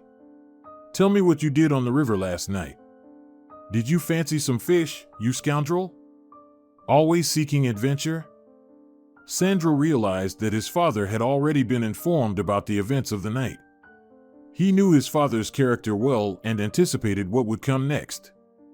However, his attempt to leave the room was thwarted because his father had predicted his actions. No, sit here and listen to me. Iago was ready to deliver another ultimatum when Celia appeared. Why do you shout so early in the morning? Iago, Sandro, what's going on here? The head of the family looked disdainfully at his wife. Nothing special. Your little boy has distinguished himself again. He's already 25, but he still plays the fool. He can't live without adventures. Iago's face had turned slightly reddish from agitation. Celia gently patted her husband's shoulder. Iago, please calm down. You know you shouldn't worry. Don't tell me to calm down, the man rudely pushed his wife away. It's all your upbringing. You pampered Sandro like a pet and raised an idiot, a layabout, and a complete wretch. He's good for nothing but causing trouble. Celia saw that her husband was starting to calm down a bit and decided not to interfere. She knew that Iago was quick to anger, and after an outburst of rage, he would inevitably feel remorse. That's how it happened this time as well. Iago Ray, in a much calmer voice, asked, So, why did you put on this show? Sandro smirked boldly. Yeah, just like that. I wanted something out of the ordinary, and then Eduardo came up with his story about fishing with his dad. I wanted to contribute to modern fishing too. And I read somewhere on the internet that the easiest way to catch fish is by using a sound suppressor. Iago raised his hand to strike his son, but his wife intervened, hanging onto his arm. Iago, please, no physical violence. The businessman exploded in anger once again. Can you deal with this fool any other way? He doesn't understand words. Don't you realize that such actions could land us in legal trouble? Sandro grinned slyly. I do, but you won't let that happen. You audacious brat. You could ruin everything for me. I'm about to launch my candidature, and my competitors will dig up anything they can to use against me. Dad, don't worry so much. This inspector is as dense as a brick. All she needs is a little incentive or a scare to keep her quiet. Iago slapped his son's shoulder with force. Then you'll handle that yourself. I'm tired of following you around and cleaning up after you. Dad, by this evening, I'll have everything sorted out. Just have them put the door back in place. Sandro had already changed into jeans and a t-shirt.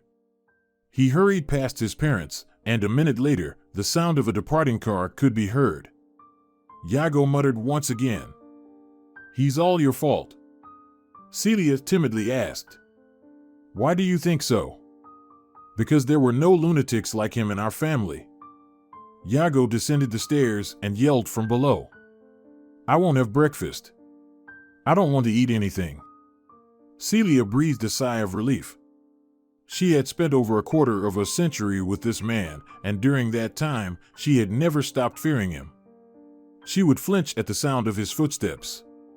Even his accidental sneeze or cough would elicit an involuntary shiver.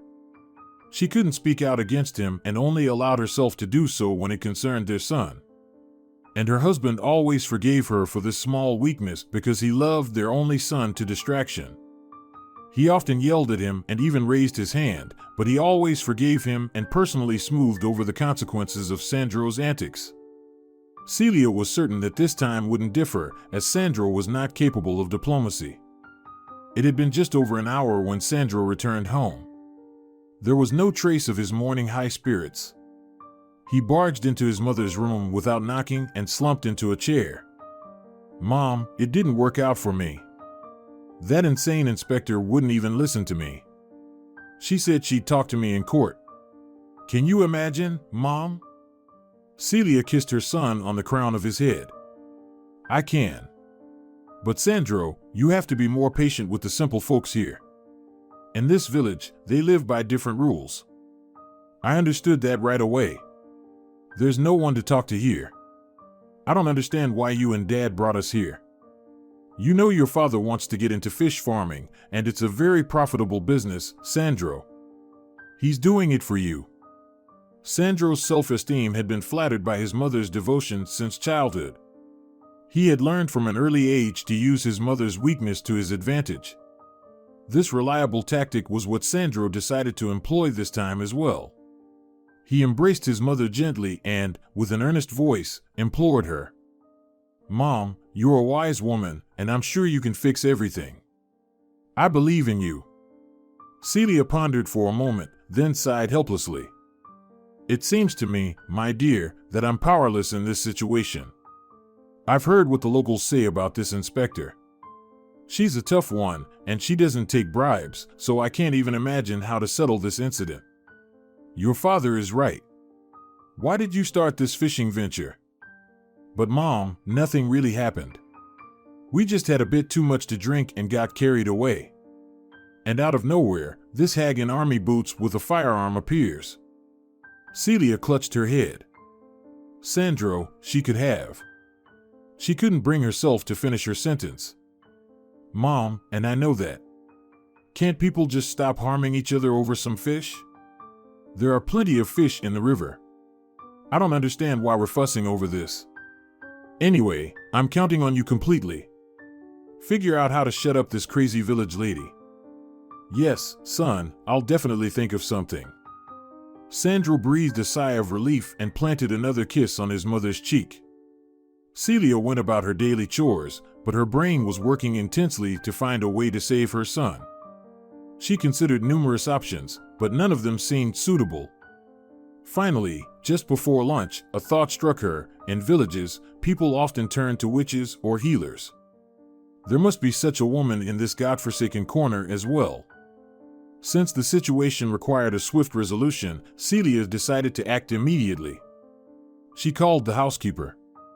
Ariel, you're local, aren't you? Yes. Can you tell me who I can turn to for a delicate matter? The woman didn't immediately understand what her employer wanted from her. For what matter? Celia began to explain irritably.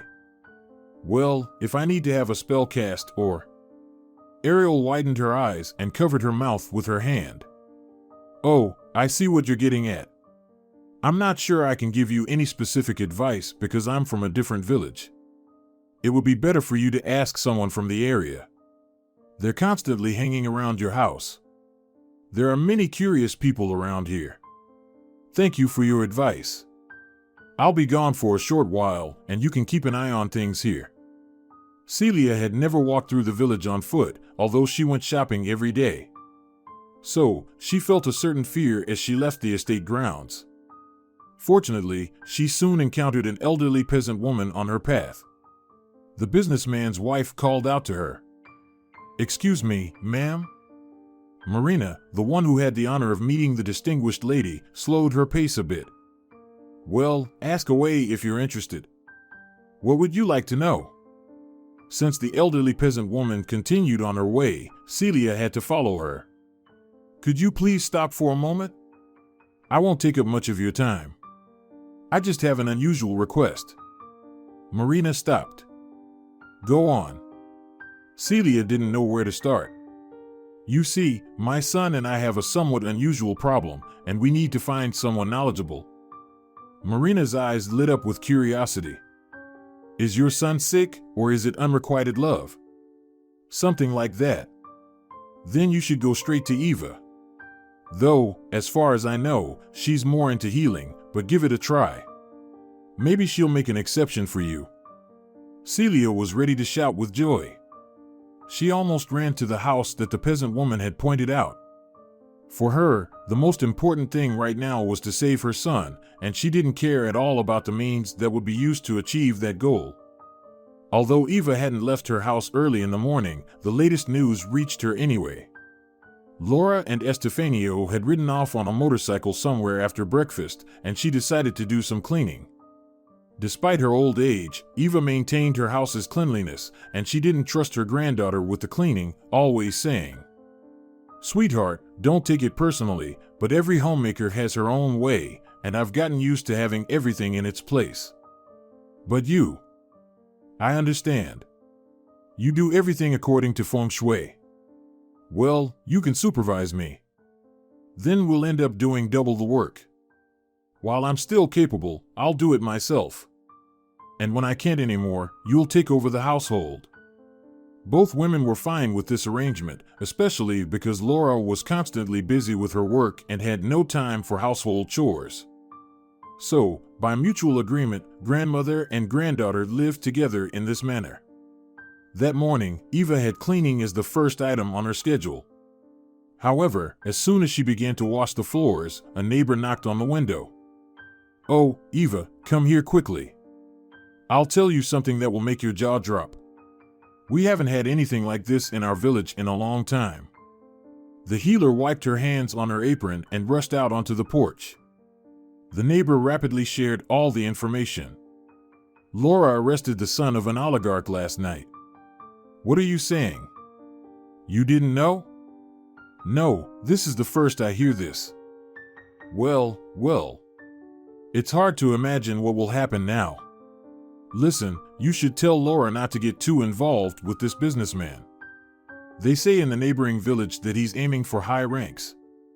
Eva returned to her house, but cleaning was the last thing on her mind now because she was preoccupied with something else. Why is she getting involved in this? Doesn't she understand that it's dangerous to deal with people like this businessman? And where have they disappeared again? Well, at least Estefanio is with her. She managed to finish the cleaning somehow. Eva went into the yard to dump the dirty water when she saw a well-dressed lady at the gate. The woman smiled. "Excuse me, I need Eva." "I am the one you need. Are you from the authorities?" The woman continued to smile. "No, it's a personal matter. My name is Celia, and I'm the owner of that house over there." The woman gestured towards the estate, and Eva understood that the oligarch's wife had come to visit her. There was something painfully familiar in the woman's voice, smile, and demeanor, but Eva couldn't yet grasp what had struck her at that very moment when she saw the guest. She opened the gate. "Since you're here, please come in." "Thank you." The guest strolled through the yard and followed the hostess into the house. She nervously sat down on a chair and began to clench her fists. "You see, I have an unusual request for you." Eva also took a seat on the chair opposite. She wanted to get a better look at the woman's face. She could tell that the woman was quite agitated and tried to reassure her. "Don't worry like that. All sorts of people come to me with all sorts of requests, so you don't have to be shy." "All right. Thank you for understanding. You see, my relationship with you is not entirely ordinary." The businessman's wife went on to describe her stern husband and her son, who couldn't seem to grow up. Then she cautiously broached the main point. "I'm not entirely familiar with these practices, but I know that there are ways that can temporarily or permanently neutralize a person." Blood pounded painfully in Eva's temples, and she jumped up. "You're mistaken, dear. You've come to the wrong place. I don't practice curses or hexes, I heal the sick. I also want to tell you that you've embarked on a terrible path. Motherly love has blinded you, and you're willing to commit a crime for the sake of your son." Celia also got to her feet. She felt short of breath, and tears flowed from her eyes. "What do you know? You've never experienced this maternal feeling. Your villagers have told me that you have no children of your own, and to alleviate your loneliness, you took in an orphan."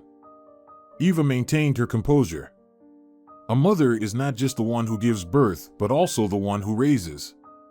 The Lord blessed me with the opportunity to raise a child, one that was abandoned by her own mother, like a kitten thrown away. Celia didn't expect such strong resistance from the fragile old woman. She stared at the healer with wide eyes and backed towards the door. Eva spoke with a clear voice. "No, don't leave, listen to me. I never thought this way could exist. I used to consider any mother a heroine. But when I found an infant girl in the woods, in a basket meant for collecting mushrooms or potatoes, my opinion changed." Eva rushed to the cupboard and retrieved a small bundle from the top shelf. "This is all that the child's mother left behind, the child I managed to save from certain death." The elderly woman's hands trembled, and she couldn't manage the bundle properly. A silk women's blouse with gilded buttons spilled onto the floor. Upon seeing it, the businessman's wife turned pale and collapsed to the ground. Eva was taken aback. She hadn't expected the uninvited guest to suddenly faint. Forgetting about her aching joints, the old woman kneeled down. First, she checked the pulse of the woman who had fainted. It seems she's alive, or else I would have been in trouble. The last thing I needed was a dead body in my house. As if the trouble we already had with this businesswoman wasn't enough. Then, the hostess began to shake the woman. "Hey, wake up. Don't scare me like that." But the guest didn't stir. That's when Eva quickly got to her feet and rushed to the kitchen, muttering as she went, "I'll bring you to your senses in no time, dear. You shouldn't faint in my house." Such a strange lady. First, she asked for a curse to be placed on someone, and then she lost consciousness herself. The old woman splashed some water onto her hand and flicked it onto Celia's face, causing her to open her eyes. Eva asked, "Well, are you feeling a bit better?" The guest nodded, but then winced and grabbed her head. With expertise, the healer ordered, "Let me take a look at your head. It seems you bumped it when you fell. You need something cold applied. I'll go get ice from the freezer. My granddaughter always has ice cubes for the bumps she gets at work." However, Eva didn't have a chance to carry out her plan as the client fully regained consciousness. Only a tremor in her voice revealed her weakness. She looked at the blouse in horror and asked, "Where did you get this?" The hostess was surprised. "I told you this blouse was in the same basket as the baby. It was on top. There was also a floral scarf or shawl there, but that item didn't survive. It was eaten by moths, so I threw it away. But the silk blouse survived. It was a long time ago, almost 30 years ago." Celia swallowed loudly and reached for the water pitcher. "May I have a sip of water?" "Why wouldn't you?" "Of course, you can. But first, you need to get up from the floor. Let me help you." With the help of the healer, the injured woman got up and sat down on a chair. She drank the water greedily, while the old woman stood nearby, watching closely. She was very afraid that the businessman's wife would lose consciousness again. "So, feeling a bit better now?" Celia smiled. "Yes, thank you. I'm feeling better now. Tell me, why did you faint all of a sudden?" "Probably from exhaustion. Tell me, do you remember the day you found the basket with the girl?" Eva looked directly into the eyes of this strange woman and saw terror in them. She responded less cordially. "It was in the autumn, at the beginning of September. I went into the forest to gather herbs at around 6 in the morning, and that's when I found the basket. At first, I thought it belonged to some mushroom pickers, so I called out to the owner of the property. Then I looked around to be sure. I didn't want to bring that discovery home, but I took it anyway. It was only when I was right in front of my house that I heard something inside the basket, something crying. When I took a closer look, I found the baby girl." The businessman's wife continued to stare at the blouse with the same horror, and the healer asked, "Is this clothing familiar to you?" Celia shook her head. No, it's just my imagination. I apologize for any inconvenience. I'll be on my way." "Where are you going?" "You're still quite weak. You might collapse somewhere again." "Yes, you're right. I still feel quite dizzy. I'll call someone to pick me up right now." The woman took her mobile phone out of her purse and made a call. It didn't take more than 5 minutes for the same white car, which had almost run over the old woman a few days ago, to arrive. Eva wanted to ask the visitor about the young man, but she said herself, "My son has come to pick me up. I apologize again for the trouble." The elderly woman accompanied the client to the gate. "Can you tell me who upset you so much that you were tempted to commit a sin?" The businessman's wife waved her hand indifferently. "No one. Please, forget it." Eva returned to the house, and the first thing that caught her eye was the outdated blouse. She held the garment in her calloused hands for a long time, trying to decipher the mystery. What frightened that poor woman so much? She remembered the guest's smile and her habit of adjusting her hair, and a dreadful suspicion made the old woman shout. Why didn't I realize it sooner? It's... Grandma, why are we shouting so loudly? People might think something is wrong. Laura was standing at the doorway, smiling. Eva felt a strong dizziness. Oh, my dear granddaughter, all sorts of nonsense come into an old head. I even yelled a little. Are you staying for the day, or will you be off to work again? No, I'm done for today. If I finish all the tasks today, there won't be anything left for tomorrow. Have you prepared something to eat yet? No, dear granddaughter, I was busy with cleaning. Then I'll take care of it. Estefanio promised to drop by. I asked him to stop by the store because we're out of bread and there's almost no grain left. Laura's working voice had a calming effect on the old woman. Her thoughts began to clear up a bit. Eva realized that she did the right thing by not telling her granddaughter about Ray's wife's visit. However, just when she was starting to calm down, Laura said something that made her feel unwell again. Grandma, you probably already know that Estefanio and I busted a whole gang last night. Yes, the neighbor mentioned that the businessman's son was involved in it. Yep, a complete lunatic. I didn't think that kids from such high-status families could be real moral degenerates. Can you imagine that this jerk even had the audacity to come to my office? And what did he want? You can guess. To hush up the case. At first, he offered money, and then he started threatening. Thanks to Estefanio, he got kicked out. Now I won't leave this family alone. I'll take this case to court. Laura, please, don't do that. Perhaps there was something in Eva's voice that threw the staunch advocate of the law off balance. Grandma, what's wrong with you? Or is it some kind of riddle again? No, my dear granddaughter. It seems like all the mysteries have been unraveled. Your real mother, the one who gave birth to you, has been found. So many years have passed, but she's been found. So, don't believe in miracles after this. Eva could no longer hold back her tears. She cried, and Laura hugged her gently, saying, I don't need anyone but you. I will never abandon you to the whims of fate. Sandro didn't even notice that his mother was in critical condition. As soon as Celia got into the car, he hit the gas. So, how did it go?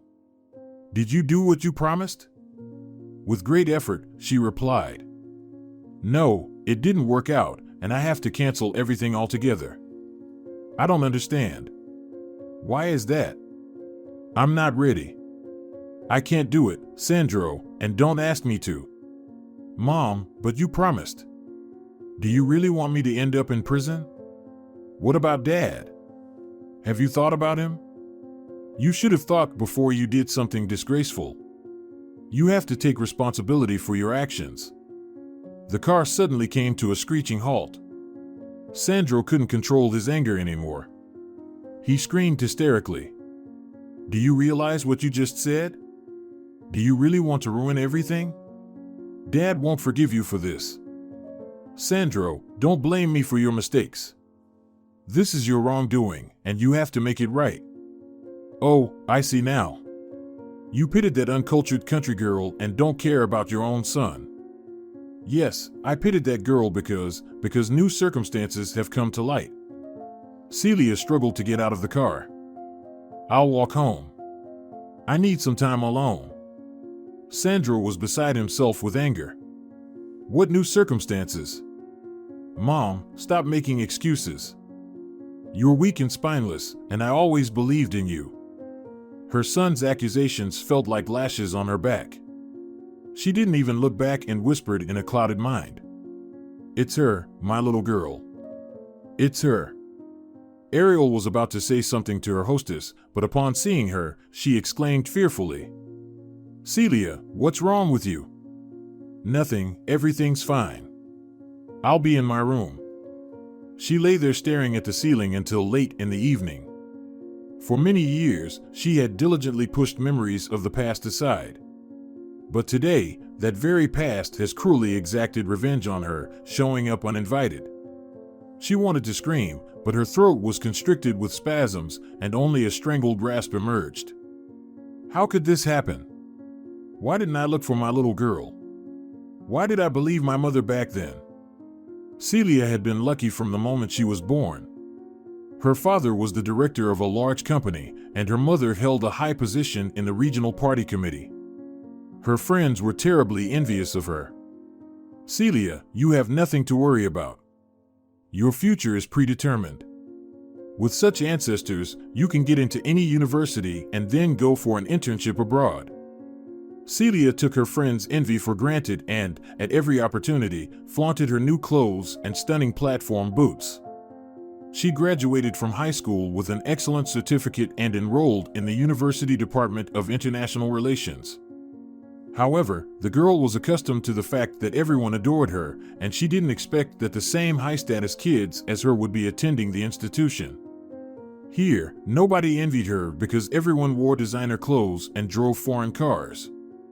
Celia didn't like this situation, so she decided to stand out in a different, more original way by starting a romantic affair with an English language teacher. Despite his ordinary appearance, Marcelo Vargas, an English teacher, was quite an amorous man. He didn't resist the attention of the freshman and immediately responded to her advances. As expected, their romance followed the classic pattern, starting with walks, then dinners at restaurants, and finally a romantic night in an unfamiliar city. Their classmates seethed with envy. Some people have all the luck. Celia also considered herself fortunate since Marcelo was not burdened by the bonds of marriage, and she hoped he would propose to her soon. However, her beloved kept delaying and making excuses. And when Celia told him she was expecting their child, he disappeared entirely. The young woman started searching for information about the teacher and discovered that he had been invited to the UK. She also found out that he had a common-law wife and a 2-year-old son. But Celia didn't know what to do in this tricky situation. She decided to urgently terminate her pregnancy, but when she visited the women's clinic, she was told, "Where have you been? You're about to feel the baby's movements any day now, and you remembered that there's a procedure called abortion. Now you'll have to give birth." Celia was afraid to go home, and she had no one to consult with. After wandering around the city all day, she finally faced her mother and told her everything about her unsuccessful love affair. Her mother said disgustedly, "Fool, waste your whole life on worthless men. You're going to the village. There are some distant relatives of your father there, and that's where you'll give birth." Upon learning of her daughter's deed, her father refused to even speak to her.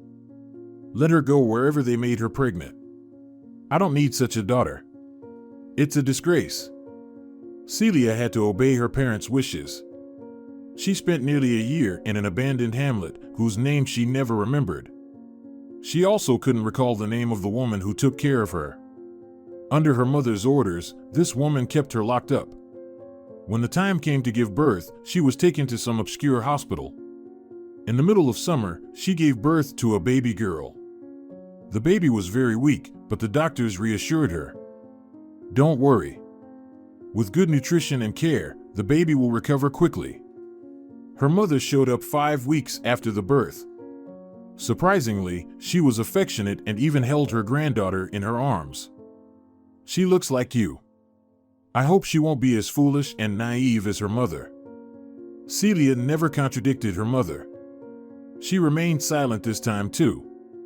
They were planning to return home in the morning, and the young mother fell asleep peacefully. However, in the morning, she couldn't find her little Eleonora beside her. "Mom, where's my Eleonora? You've already given her a name?"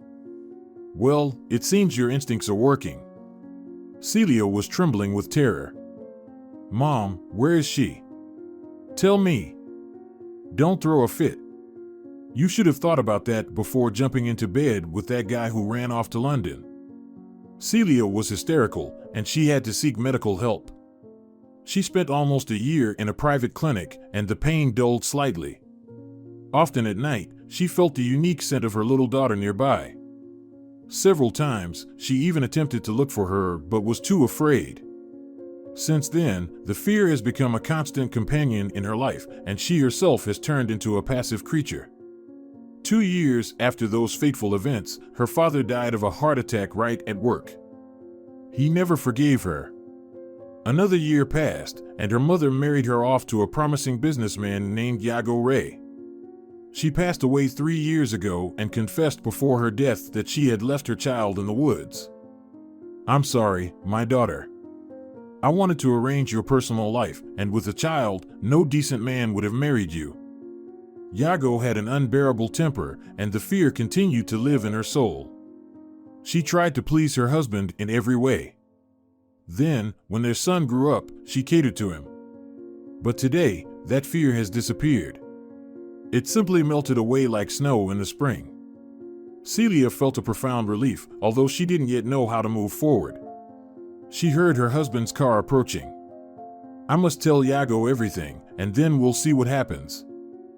Iago, noticing that his wife didn't greet him as usual, asked the housekeeper, "Where's Celia?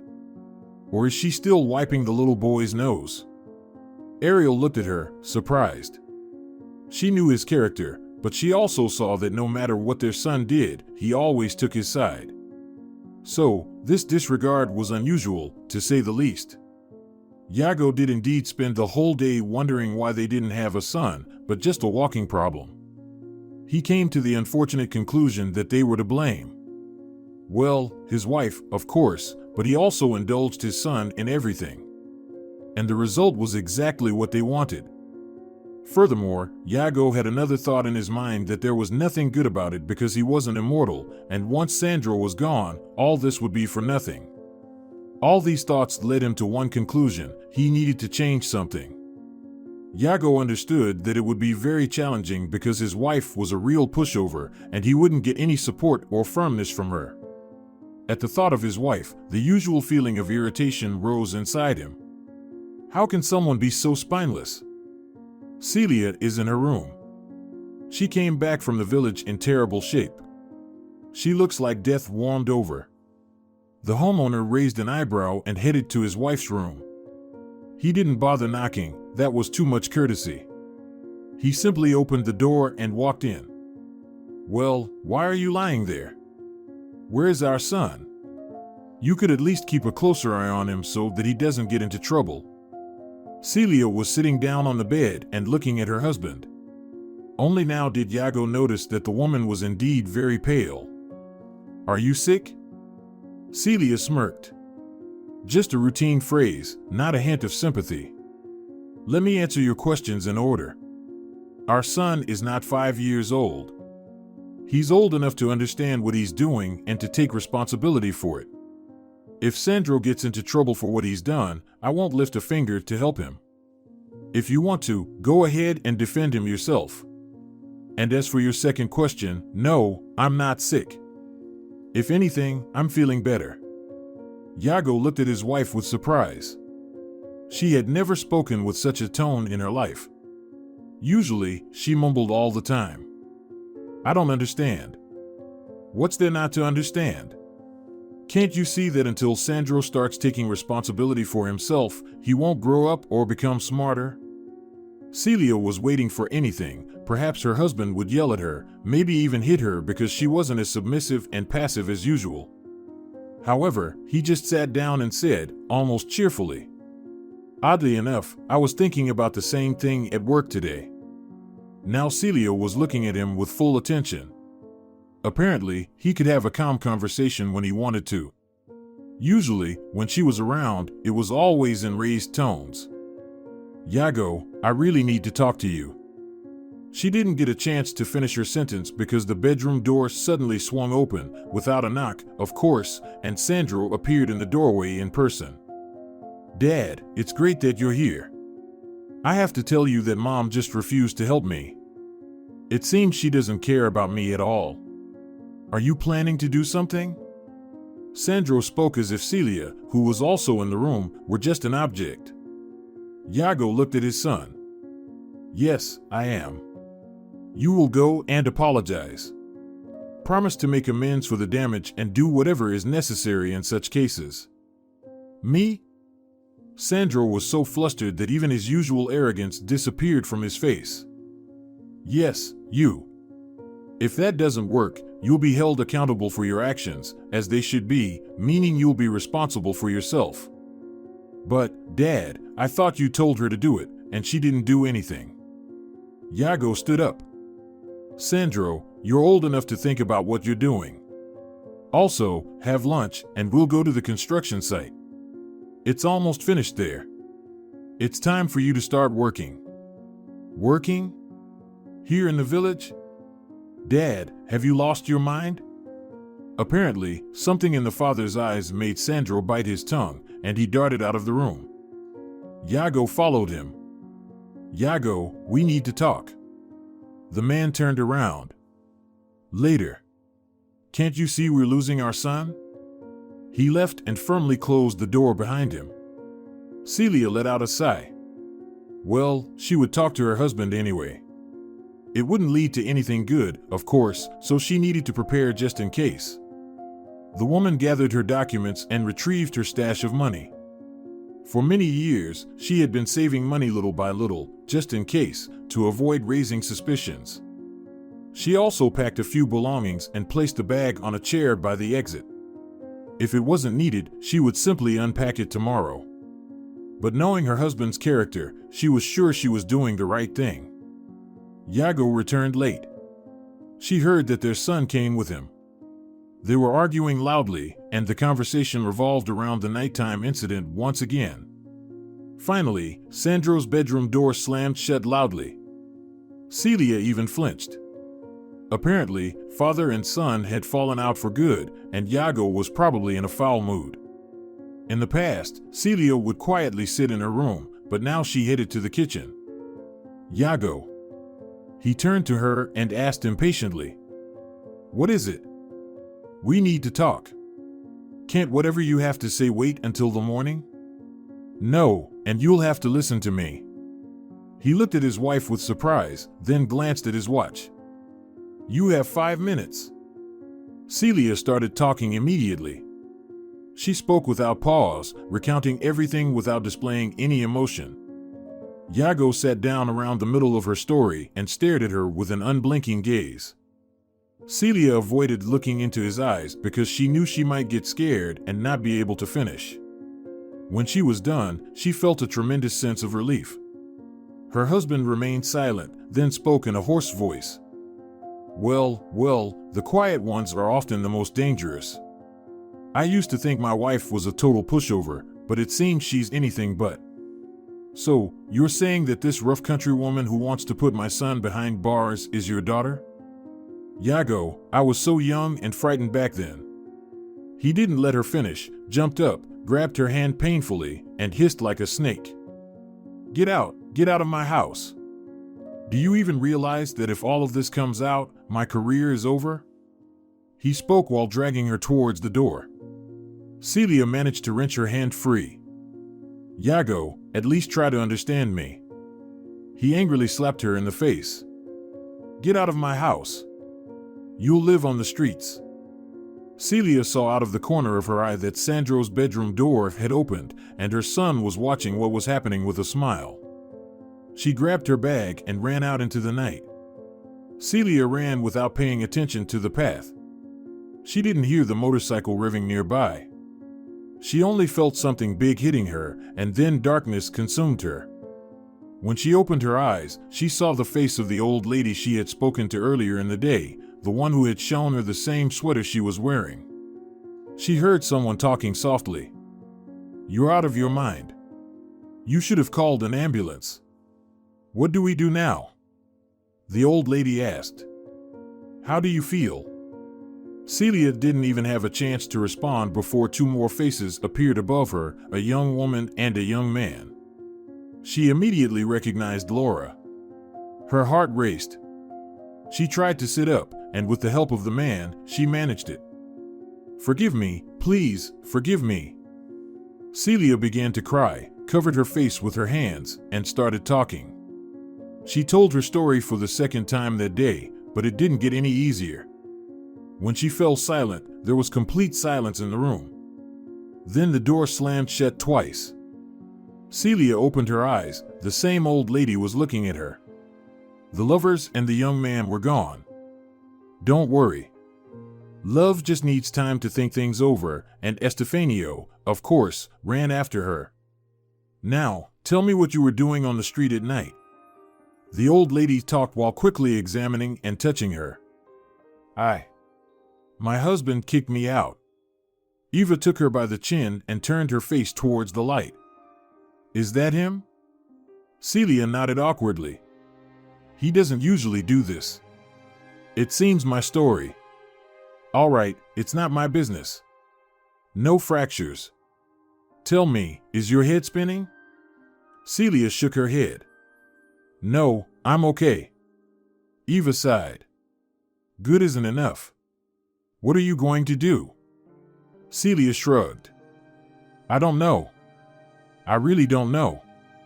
I will apologize to my daughter, at least. All right. You don't have anywhere to go? Celia shook her head. Okay, for now, you'll stay with us. We'll figure things out later. I'll make up a bed for you now. Celia clutched her hands to her chest. But what if Laura doesn't like it? The old lady snorted. I love Laura very much, and I usually agree with her on everything, but for now, the final word is mine. Celia was already drifting off to sleep when Laura returned. She heard the two of them talking for a long time in the kitchen, but she fell asleep before they finished. A week passed. Celia tried to help Eva with everything she could. Laura was hardly ever home, only coming back to sleep. She didn't talk to Celia, just exchanged greetings. It was very hard for Celia. She realized that her presence was causing her daughter to suffer again, and she didn't even want to be at home. One day, she decided to leave to stop interfering with Laura's life. In the evening, she cried into her pillow for a long time. In the morning, while everyone was still asleep, she left a thick bundle of money on the table and walked out into the street. She stopped by the gate, and tears streamed from her eyes. You gave up too quickly. Laura is actually very kind, but her temper is like flint. Celia jumped in fright and turned around. Estefanio was standing by the gate. Is that you? It's me.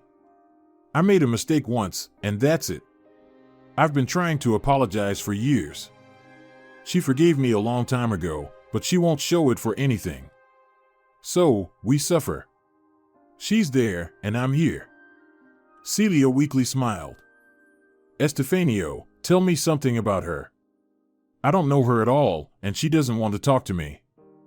What can I tell you? Here, they call her the mistress of the woods, fields, and rivers. And it's true. When Laura takes on something, she always sees it through to the end. Celia said thoughtfully. She's amazing, and I'm not like that. I'm weak and indecisive, and I can't do anything. Mother managed to subdue me so quickly back then. I'm not worthy of such a daughter, that's a fact. Thank you, Estefanio. I'll be on my way. She took a step and heard her daughter's voice.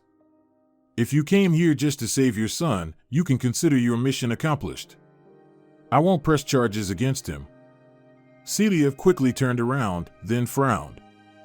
Why did you decide that, Laura? I wasn't planning to plead for my son. But you're leaving. That means you're only interested in his fate. Celia lowered her bag.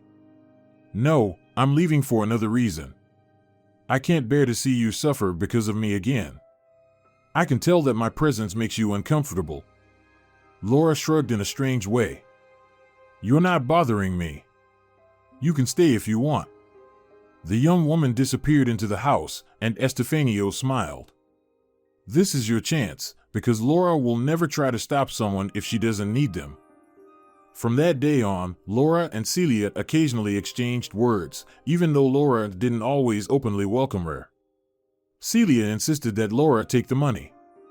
I haven't been involved in your life for so many years, this is the least I can do for you. Estefanio started showing up at their place much more often, and Eva practically prayed for them to finally reconcile. One day, Celia asked what had happened between them. The old lady waved it off. I don't really know, but it seems like Estefanio vouched for some poacher, and Laura can't stand that temper. One night, Laura came home and told them about someone who had organized a real animal hunt. You can't imagine. They shot at them just for fun and didn't even bother collecting the animals. I have a suspicion about who did it, and tomorrow I'll definitely confront that person. I forgave them once, but not this time. Laura cast a quick glance at Celia, who immediately understood who she was talking about. Is it Sandro again? Laura nodded, and Celia got worried. She knew her son all too well. The next day, Celia secretly followed Laura. Her heart was pounding anxiously. She didn't make a mistake. As Laura crossed the road, a white car suddenly sped out from around the corner at high speed. Celia rushed forward, pushed her daughter away, and darkness enveloped her. She didn't see the pale Sandro getting out of the car and stopping in front of her. She didn't hear Laura screaming, "Mom, Mommy, don't go. We just found each other." Her last thought was, "Thank God, I made it. I managed to save her." 6 months passed. "Mom, how are you?" "I'm doing well, Sandro. Can I walk without my cane?" Sandro smiled.